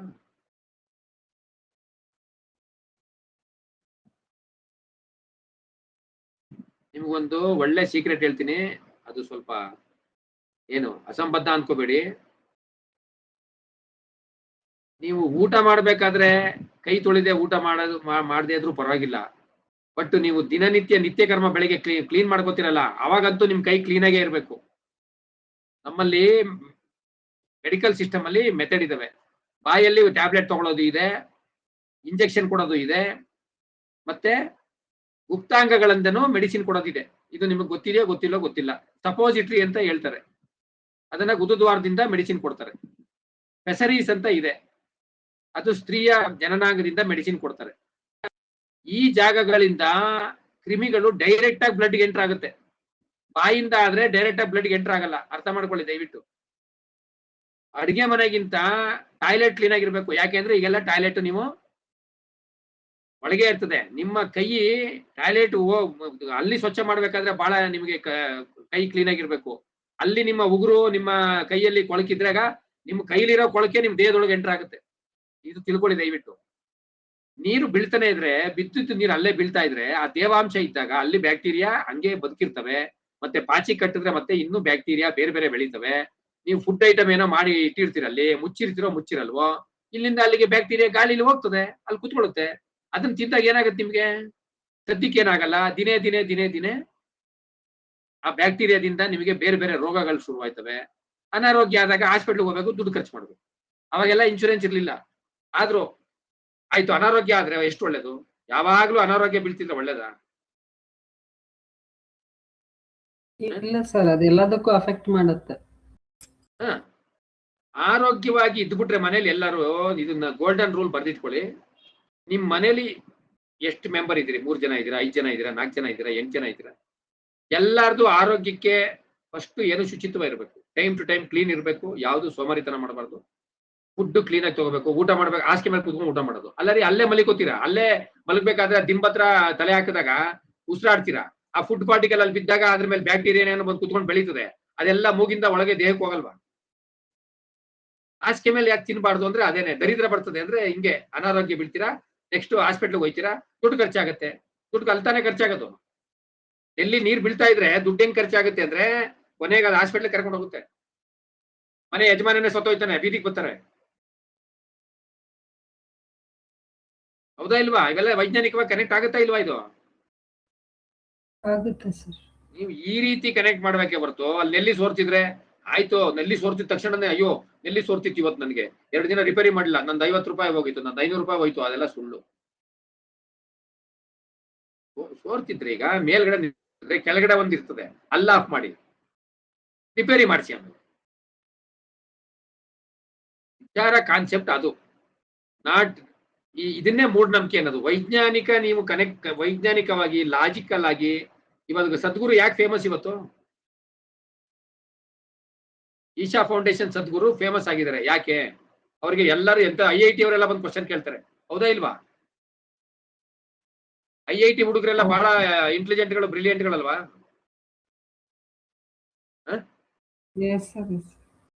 ಅವರೆಲ್ಲ ಬಂದು ಕ್ವಶನ್ ಕೇಳ್ತಾರೆ. ಇವರು ಕರೆಕ್ಟ್ ಆಗಿ ಆನ್ಸರ್ ಮಾಡ್ತಾರ ಇಲ್ವಾ?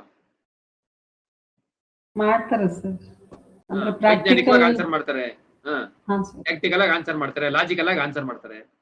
ಲಾಜಿಕ್ ಸೈಂಟಿಫಿಕ್ ಕನೆಕ್ಟಿವಿಟಿ ಇಲ್ಲ ಅಂದ್ರೆ ಮತ್ತೆ ಹೆಂಗಾಗುತ್ತೆ?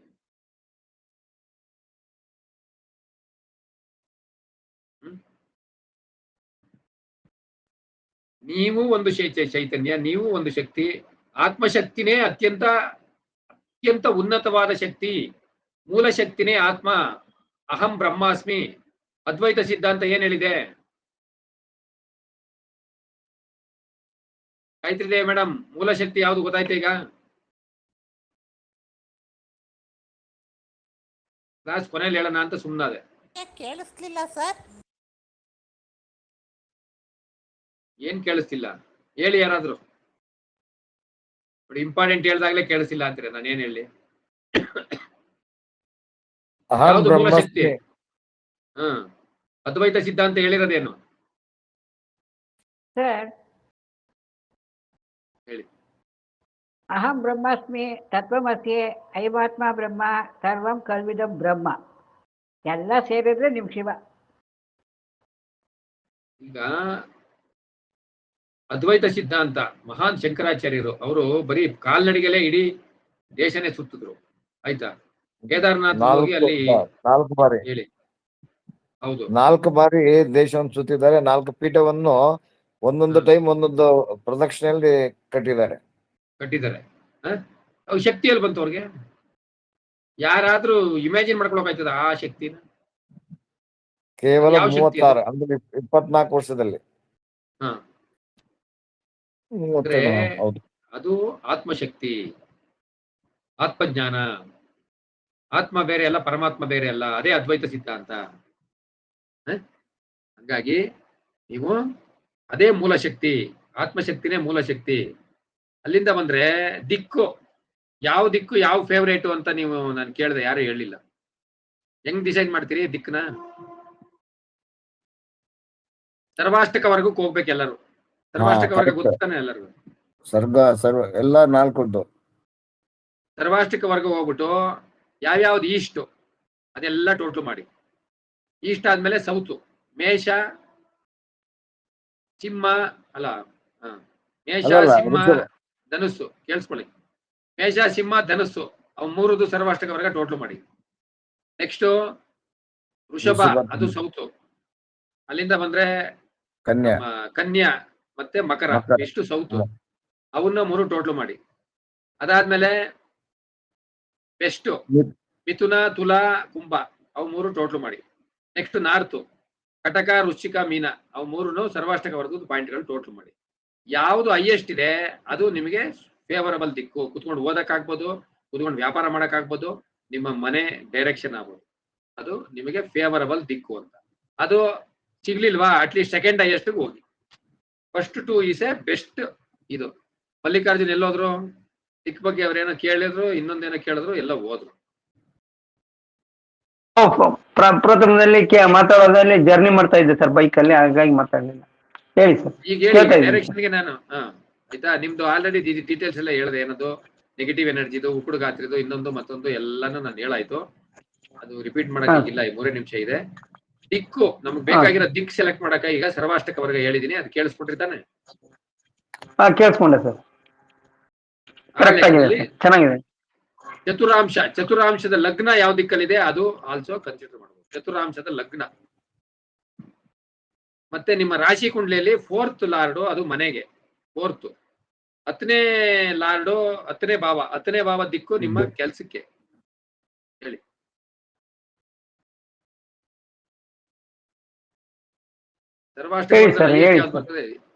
ಸರ್ವಾಷ್ಟಕ ವರ್ಗದಲ್ಲಿ ಹೈಯೆಸ್ಟ್ ಯಾರು ಬರ್ತದೆ ಆ ದಿಕ್ಕನ್ನ ನೀವು ಪ್ರಿಫರ್ ಮಾಡಿ. ಮಕ್ಕಳಿಗೂ ಅಷ್ಟೇ, ಓದ್ಬೇಕಾದ್ರೆ ಆ ದಿಕ್ಕಲ್ಲಿ ಕುತ್ಕೊಂಡು ಓದಕ್ಕೆ ಹೇಳಿ.